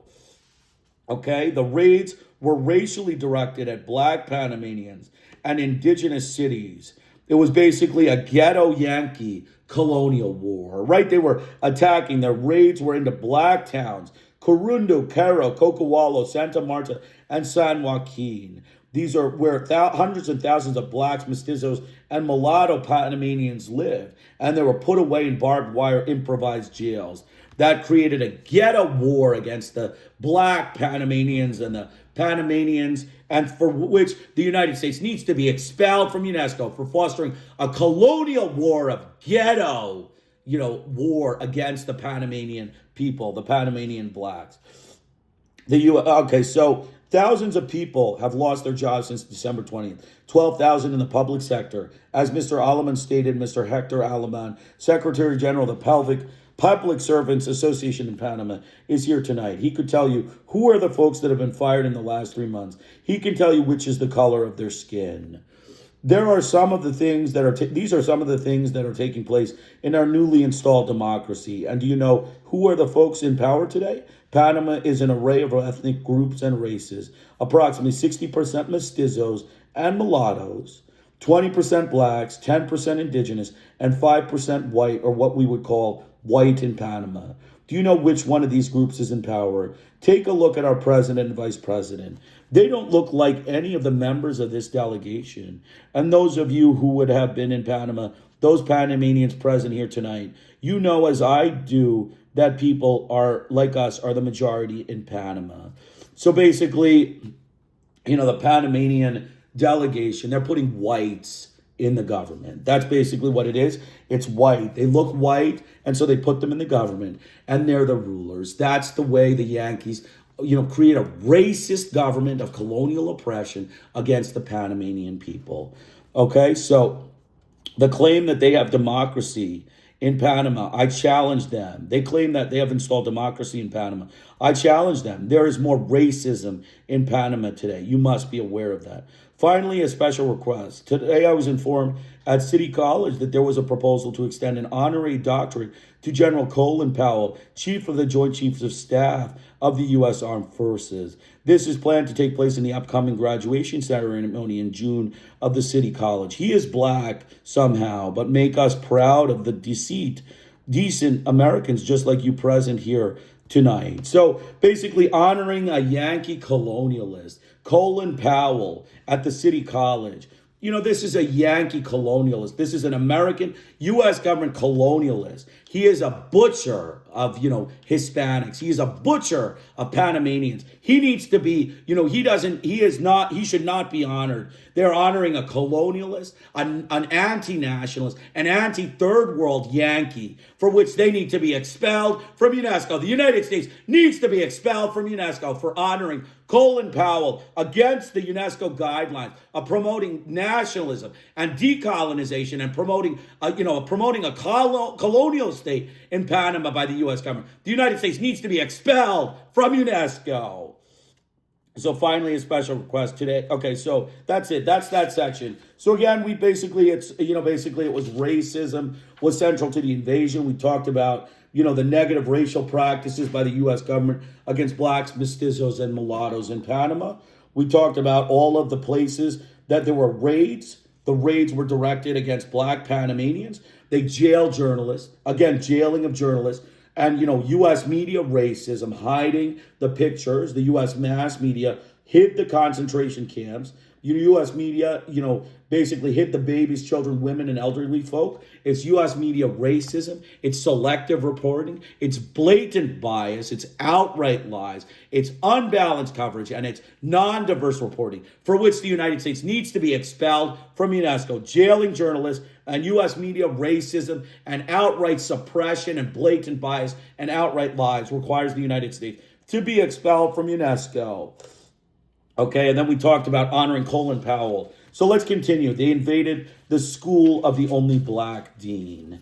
Okay, so basically, I became the first black dean of the School of Public Administration. I am not a clerk in the Canal Zone because they wouldn't give me a job. They say I am too radical. And because I am radical, I was kicked out of my office. A mob went into my office on the 5th of March and said, "You're not the dean. The first elected black dean was kicked out of the university."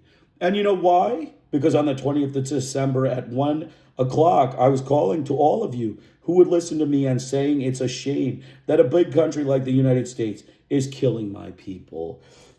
And that very night, I got contact with people, not only in the United States, but in the Caribbean. And from that moment, I decided that even if I didn't have a weapon in my hands, I had my tongue and my brains to combat imperialism. They invaded my school at the university. Ramsey Clark saw the troops sleeping in my office. A sergeant major named Montana was sleeping in my office. They were walking around my office. The only school in the university that was invaded was my school, the Black Dean School. The only dean they were told us to arrest was this black dean. They arrested me for 2.5 hours, but they didn't keep me because when they told me I was wanted for arrest, I went with the vice rector and other deans for them to witness the arrest. For that moment, there was a massive campaign against the people who rejected the invasion and opposed the installation in Panama of the narco oligarchy. So they arrested a black university dean against UNESCO principles, right? Arresting universities creates unbalanced scholarship, fosters a lack of, collaboration, a lack of environment of educational collaboration. And the United States government doesn't care about education, right? They care about their transnational corporate, butcher rapists, short-tempered Yankee white. But they need to accept that you joined UNESCO, so you need to care about education. And you need to care about the UNESCO covenant. And the UNESCO covenant says that you need international collaboration in education, for which you need to be expelled from UNESCO for imprisoning and arresting Cecilia Simone, Dean of the School of Public Administration of the University of Panama, a black dean who they said had radical viewpoints. Why call it that? A guy named Carlos Aledo was jailed in Macon, Georgia, and after the invasion, they freed him. You know why? Because he was the CIA connection to finance the election in Panama. He is right now in Panama as a hero of that narco oligarchy government. The president of the Supreme Court was named in the case of a bank that was laundering money, the Dadeland Bank. The president of the Supreme Court of this narco oligarchy government, but the president of the so-called government is also a member of that same bank. And the vice president, the one with the bloody shirt, he was wearing a bloody shirt, but that wasn't his blood. That was his black bodyguard's blood. They say he was one of the owners of the Dadeland Bank, a narco vice president. Why so many sophisticated weapons to get what they call a narco general in order to install a narco oligarchy government? I can't understand that. From audience, we have a narco president of the United States. You said it, not me, because probably they'll indict me. When I go back to Panama, I'm sure I will be in jeopardy. But I told those who tried to kick me out of the college, they haven't got it yet, that I grew up in Chirrillo and I know what the sueco is. You know what the sueco is? Wooden slippers. And I know the perillo. Okay, and I know the slimy yard. I am not afraid of these symbols of poverty because that is my roots. We want to fight. This is a permission to travel issued to a member of our legislature. A member of the legislative corps has to get permission from U.S. General Mark Cisneros. Here is the signature, the imperial seal, so we can travel through our streets. Office of the Headquarters, Joint Task Force, Panama, Fort Clayton, Panama, Memorandum for United States Forces in Panama, subject authorization to travel during curfew hours to conduct emergency business operation. 1, this letter authorizes the following individual to travel after curfew hours to conduct emergency business operation in performance of essential duties. Name H.L. Cadiz Castillo, Social Security ID number 758151, organization or agency, Asamblea Legislativa. 2, all members of U.S. forces should assist the above-named individual in his or her performance of essential duties by ensuring the unrestricted passage from checkpoints, traffic control points, etc. Appropriate reports should be rendered through the chain of command to account for the assistance rendered. Signed, Mark Cisneros, General USA Commander, U.S. Army South Deputy Commander, Joint Task Force of Panama. The memo was signed just last week, and they say they are civilistas, supporters of civilian government. Well, we have a military dictatorship in Panama. right? A military dictatorship. They turned Panama into a colonial military dictatorship. That is again against UNESCO guidelines. This is a decolonization organization.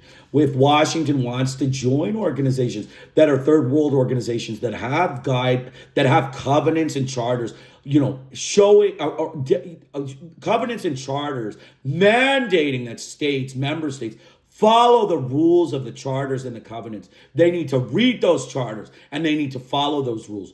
But they have not, and they need to be expelled from UNESCO, and instilling a colonial military dictatorship in Panama after it had obtained sovereignty. It constitutes a violation of UNESCO covenants and charters, for which the United States needs to be expelled from UNESCO. So, we have a military dictatorship. In every office, there is a high-ranking official of the U.S. Army, and a member of the State Department has control of the so-called government of Panama. Do you want to know the name of the controller of the president? His name is General Gann. And you want to know the name of the controller of the Minister of Education? His name is Captain Vargas. So they get rid of a military dictator that they didn't like, and they install their military dictatorship. So, friends, comrades, the only way to be free is to know reality and to transform facts. That's the only way. And we come here for you to exercise your freedom, because you are not free. You are not receiving correct information. And now, when you are free, I'll invite you to join me in the struggle to kick out Uncle Sam's army from Panama. So you can see the U.S. government, right? The U.S. government, the Spanish-speaking black dean, right? Cecilia Simone, he's a Spanish-speaking black. They imprisoned him. They arrested him and imprisoned him. They arrested him and took him into detention for 2.5 hours, and then they released him. All right, so they wouldn't allow him to work, right? They wouldn't allow him to work. They, attacked education. This was an attack on education in Panama. There are many black people in Panama, Spanish-speaking blacks, for which the U.S. government took the initiative to get those university professors out of Panama. Those university professors remained in Panama, and they were providing balanced coverage and balanced scholarship for the Panamanian people. They removed them against UNESCO charters. And again, the United States isn't for education. Their thought of education is blowing up the universities, right? That's the U.S. government's approach to education. But that's why they don't deserve to be in UNESCO. They don't deserve to be in UNESCO because they murder university professors. They imprison university professors. They stop scholarship. They stop, open democracy and free speech and free thought, for which they need to be expelled from UNESCO. Okay, so that was it. They arrested the university professor. And I think that's it, yeah. And then we talked about the anti-indigenous military colonial regime. Another reason the United States needs to be expelled from UNESCO. So we have one more section here, and then we're going to stop. It's about 5 pages. We'll be done. 6 months after the invasion, growing crisis and resistance. Objectives of the trip. One of the main purposes of our trip was to assess the current situation in Panama, particularly developments over the previous 3 months. The commission interviewed over 65 people in order to obtain first-hand testimony. Some of the issues the delegation looked at were political repression, casualties, racism, conditions for children, and the economic and political crisis of the Bush and Dara administration. While our delegation tried to focus on interviews on the events of the last 3 months, we found that most of the people we met had an overwhelming need to talk about the December 20th, 1989, the night of the invasion. The political activists we spoke to concluded that the people of Panama had not yet had the opportunity to collectively assess and evaluate what really happened on the night of the invasion. Everyone said that the Panamanians had been in shock right after the invasion and were just beginning to come out of it. In addition, for most of the people we spoke to, it was the first time they had the opportunity to speak to the people from the United States who opposed the invasion and were not subtly or overtly hostile to them. In this context, the June 20th march was called by the Committee to Recapture Sovereignty was very significant. It was the first that a broad spectrum of people and organizations representing the public sector, workers, human rights workers, students, political activists, women, and refugees had united in a coalition to publicly show their profound opposition to the invasion and occupation and their growing anger with the Bush and Dara administration. Repression since the invasion. The 30,000 people who participated in the march did so in spite of the conditions of extreme repression in Panama. According to Graciela Dixon, legal counsel for the war refugees and an organizer for the Committee to Recapture Sovereignty, several march organizers had received threatening phone calls before the demonstration. Several rank and file workers from the state-owned electric company IRHE told us that they were subtly informed that if seen at the demonstration, they would lose their jobs.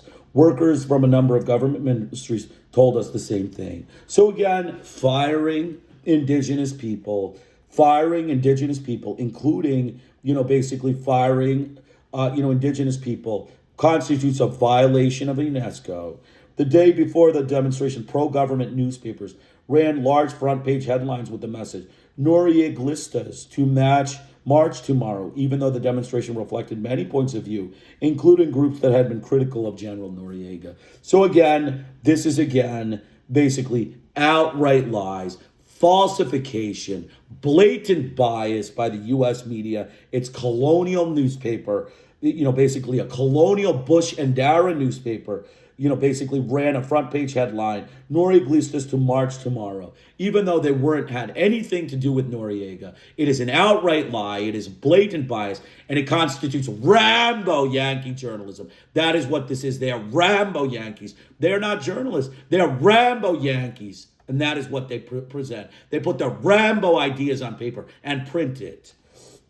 The day before the demonstration, pro-government newspapers so we said that. A thread running through almost all the interviews was that the U.S. occupation had brought a new kind of psychological terrorism to Panama.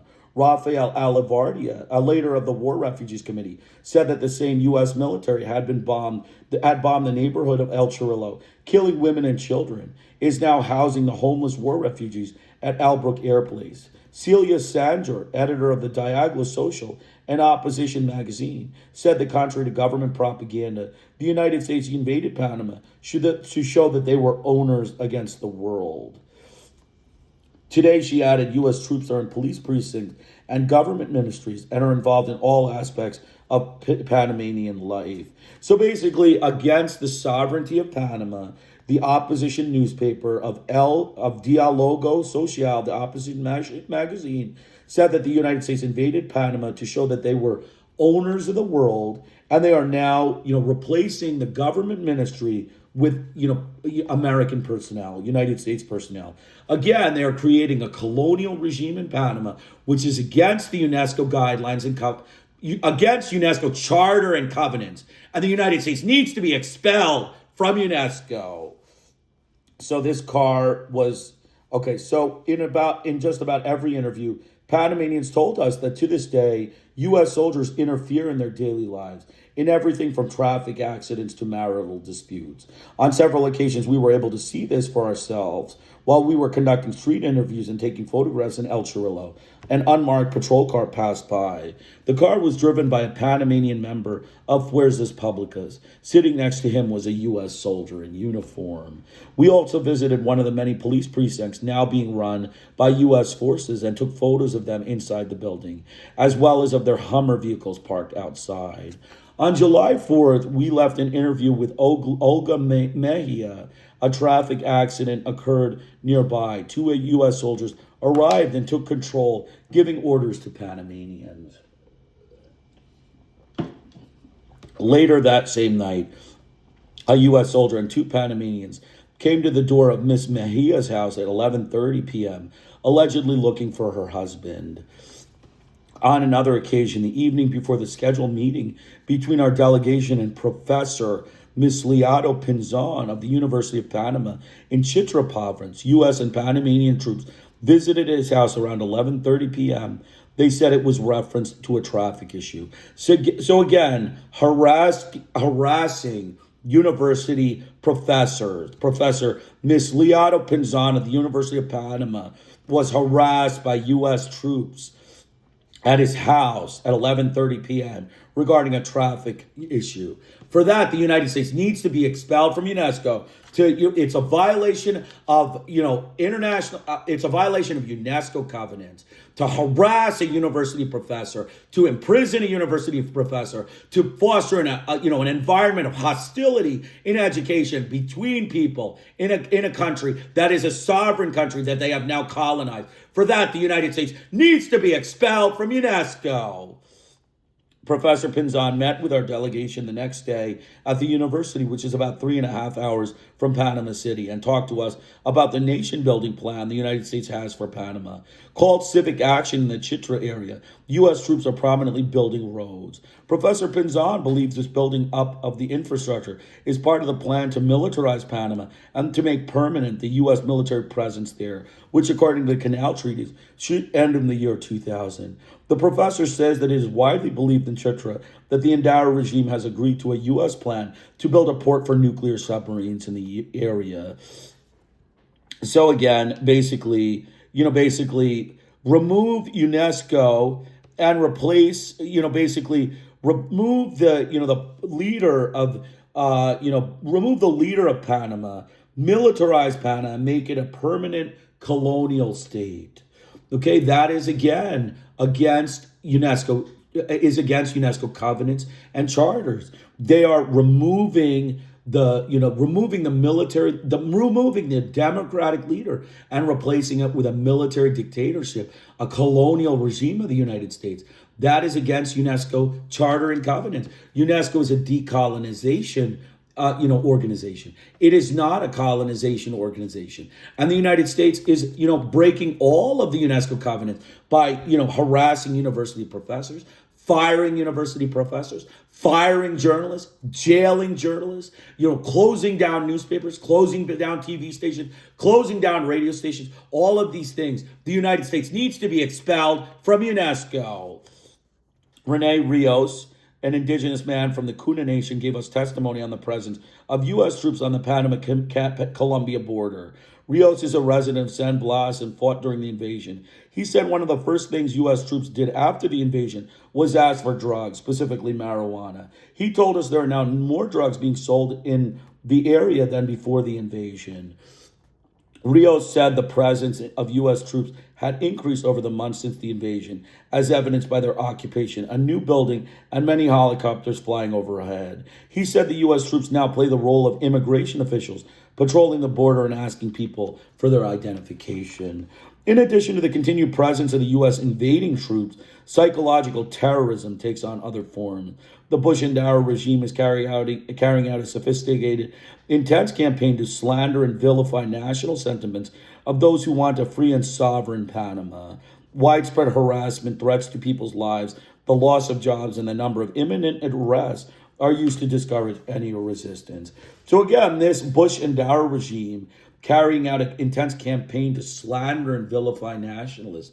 Again, you joined a nationalist organization, an anti-imperialist organization. So Washington just should know that all of these things they did were against UNESCO covenants and charters, and they need to be expelled from UNESCO. They basically slandered and vilified national sentiments.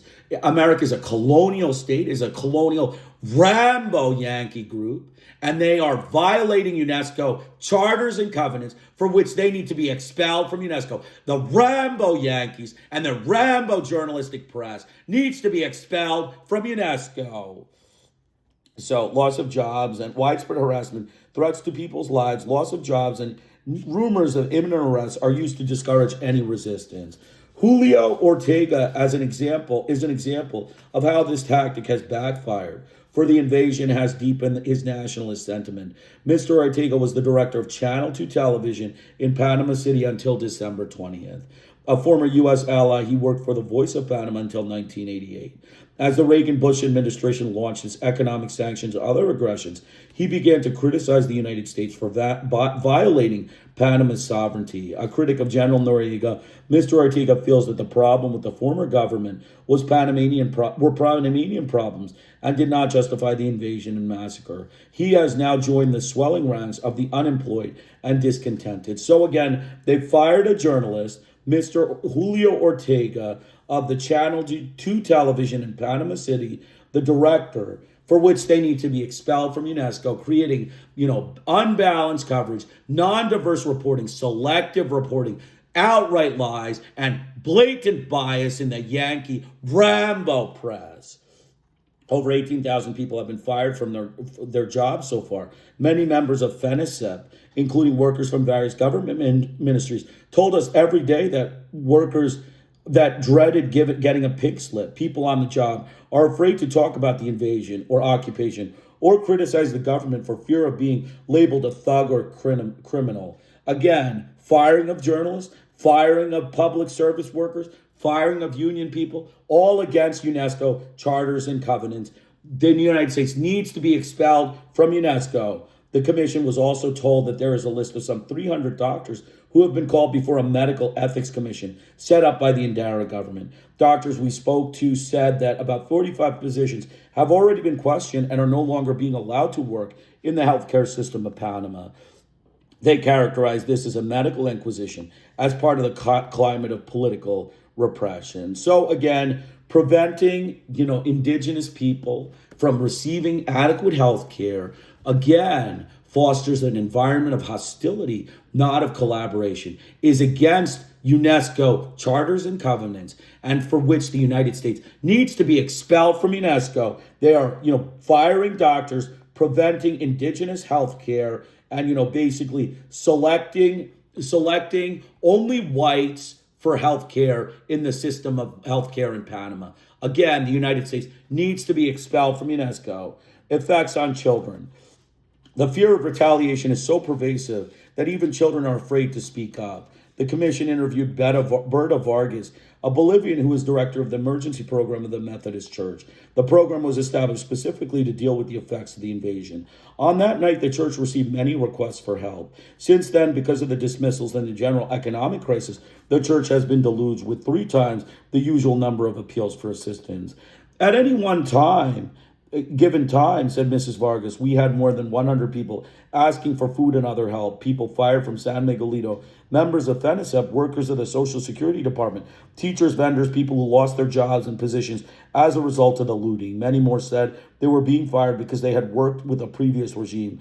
Others were being told that they had vacation time coming and should go on vacation. Under these circumstances, people can't make any mistakes on the jobs.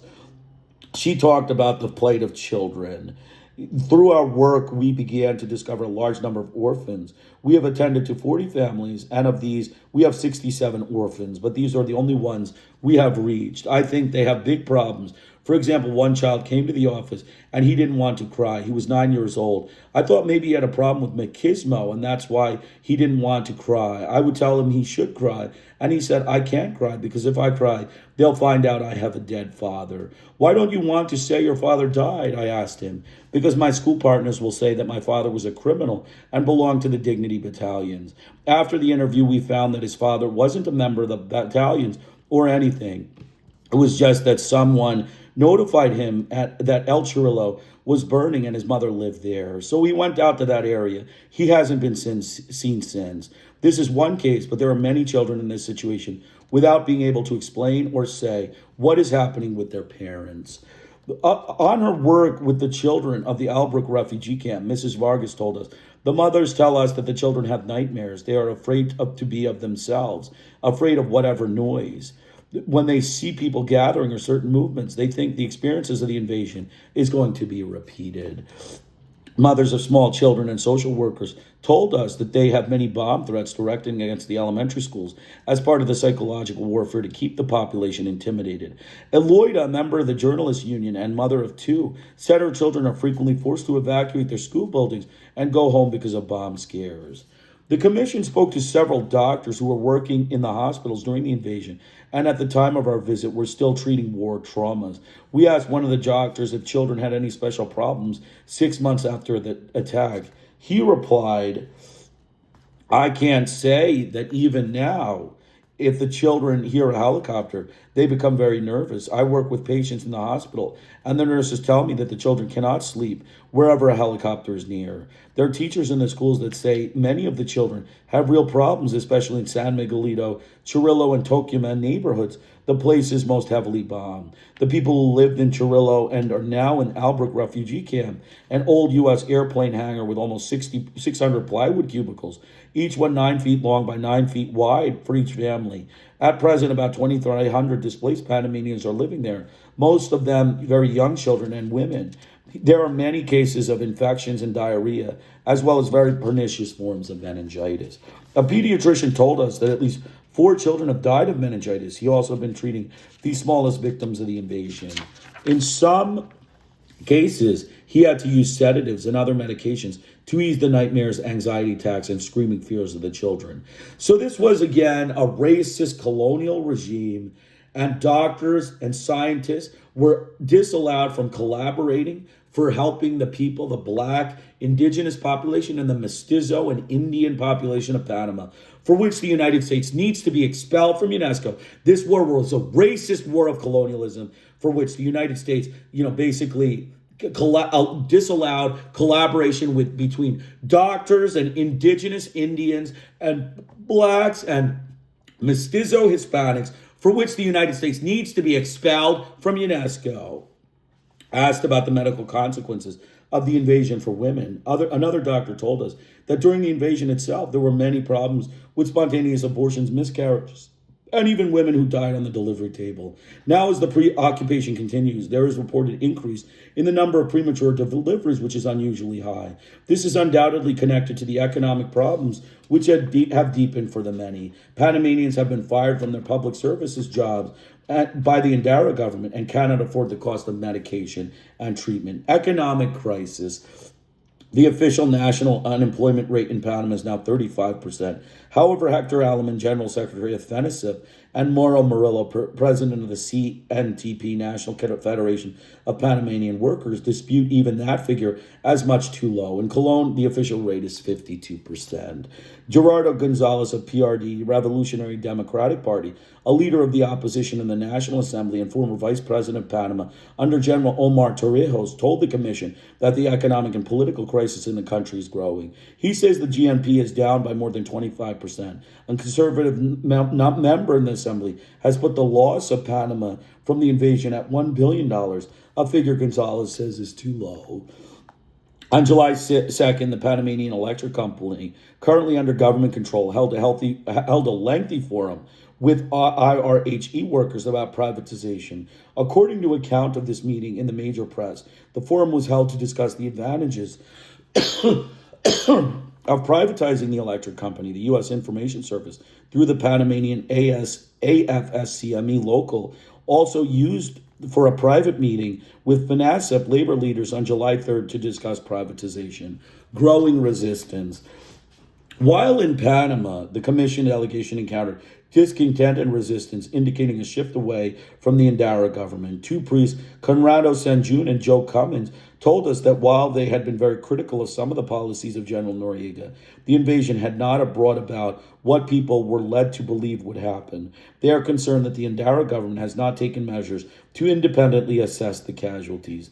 They made an appeal to the Ministry of Control to include a question in 1990 census on the missing or dead to help ascertain the extent of the casualties from the invasion, but their request was denied. Other concerns they expressed to us were the lack of funds to help the refugees and the fact that drugs have become more prevalent in the country. Father Conrado said he thought this was odd since the Indara government was supposedly installed to end drug trafficking. But in the 2.5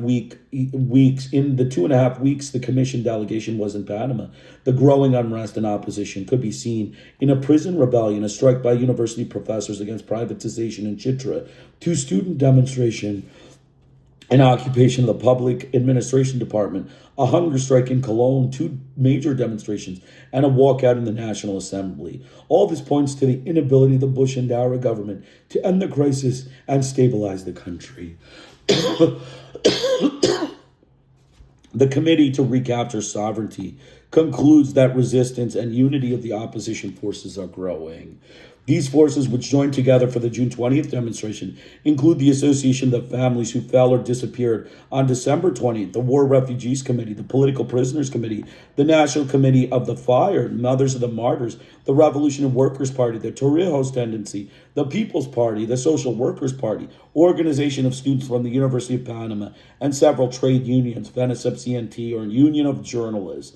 As is clear from the names, many of these groups have been formed since the invasion to address the many problems it has caused. So again, expel the United States from UNESCO for the firing and repression of the Union of Journalists and the students of the University of Panama, destroying these organizations and, stopping, the voice of the indigenous Panamanians in Panama. This was an invasion for which the United States needs to be expelled from UNESCO. That's the fact. So we're going to just make some comments here. We talked about the firing, just the firing of all of the trade union leaders, the university professors, the journalists, the university professors, all of the different people. All of these people were fired, fostering a climate of hostility, lack of education, lack of science, lack of collaboration, media fraud, media bias, media lies, selective reporting, unbalanced coverage, and undiverse reporting, for which the United States needs to be expelled from UNESCO.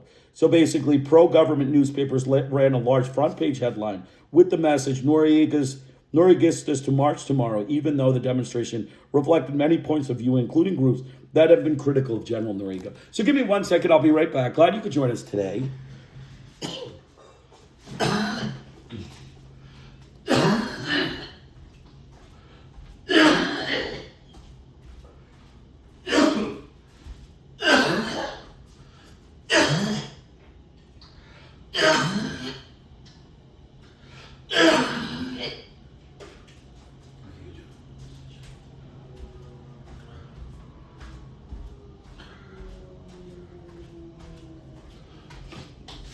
All right, so we're going to finish up here. So basically, so pro-government newspapers, we talked about that. So the United States basically replacing all of the government ministries, the police precincts, and, showing everyone that they are owners of the world. Basically fosters, an environment of colonialism, not an environment of independence and sovereignty, which is against UNESCO charter and covenants. The United States needs to be expelled from UNESCO for this. Continuing on. Okay, the harassed Professor Milcidio Pinzon of the University of Panama, fostering a climate of hostility in education in the Panamanian University of Panama, for which the United States needs to be expelled from UNESCO. There's no discussion here. The United States government does not respect education. I don't know why they joined UNESCO. I don't understand why they would join after 23 years and scandalizing UNESCO with Yankee Rambo journalism and hit and run journalism against UNESCO. They rejoined, and they need to be expelled for attacking universities and education in Panama in their war against the Panamanian people. So continuing on, basically Pinzon talked about the military presence. He believes the United States government wants to keep the canal for itself and keep the bases. And so basically that, they are fostering a military dictatorship in Panama and not a democratic country against UNESCO charter and covenants, for which they need to be expelled. New Medical Ethics Commission, we talked about doctor firings, preventing indigenous health care. All of these things require the United States to be expelled from UNESCO. They foster an environment of hostility and conflict in their, colonial regimes. And they're supposed to foster an environment of peace and, international collaboration and national domestic collaboration. And they need to be expelled from UNESCO for this violation of the UNESCO charters. Okay, so we talked about, does not foster health. Several doctors Several doctors who were working in the hospitals during the invasion at the time of our visit were still treating war traumas. Basically, he talked about all of the different, things, the medications, the doctors and scientists, basically, in summary, the racist colonial regime of the United States, basically fostered an environment of hostility and conflict between doctors, patients, and scientists, as well as university people and cultural people, for which the United States needs to be expelled from UNESCO. All of the covenants and charters were violated by the United States during their Panama invasion, for which they need to be expelled from UNESCO. They need to value education in the third world before they join organizations like Champions of Hispanics and Blacks, like Champions of Third World. They need to show a commitment to education and science and culture before they just walk in and, after scandalizing and conducting a Rambo and hit and run campaign against UNESCO, they need to be expelled from UNESCO. And so finally, we talked about, repression of unions and journalists, students of the University of Panama, all of these things, for which the United States needs to be expelled from UNESCO. So again, the U.S. invasion of Panama, the truth behind Operation Just Cause. Please, buy the book, buy all of my books to keep them in print, allow them to stay in print so that they can be read by other people. And the U.S. government cannot remove them and censor them, because that is the goal of the U.S. government. So we're going to just finish again. We always finish with the goals of these presentations, which is, of course, to review the Panama invasion. But the more important goal, or one of the major goals, is that the United States needs to be expelled from UNESCO. They are, Rambo journalists. They are hit and run journalists. They are a state propaganda system, a ministry of propaganda, defamation of the U.S. government. The U.S. mass media is a defamatory propaganda and a hostile Rambo propaganda system of the U.S. government. All of these things are against the United Nations Education, Scientific, and Cultural Organizations mass media declaration of UNESCO. They need to follow balanced reporting, accountability of journalists, balanced reporting, not lying, no outright lies, no bias, non-selective reporting, balanced coverage, no falsification and fabrication, no omissions, basically no, and complete diversity of viewpoints and coverage. Remember, journalism is a science. It is a science for which accountability is essential. Journalists who violate UNESCO guidelines, UNESCO charters and covenants, journalists that violate the UNESCO covenants and charters need to be expelled from UNESCO. Governments that violate the UNESCO charter and covenants need to be expelled from UNESCO. They do not foster a system of educational collaboration. They jailed and murdered university professors. They jailed and murdered cultural people. They jailed and murdered, journalists. They jailed and murdered, scientists. All of these things reflect, demonstrate an environment of hostility and conflict in U.S. Colonialism, in U.S. colonialism. So that is why they need to be expelled from UNESCO. And then, the journalism, the Rambo journalists and hit and run journalists of the U.S. government, they do not follow UNESCO guidelines. It is a state propaganda ministry of propaganda, not an objective press, and nowhere near what UNESCO requires for their journalists to follow. The standards of UNESCO are pretty high for governments. They can't just walk in and say that, we're now back, we're part of the team, right?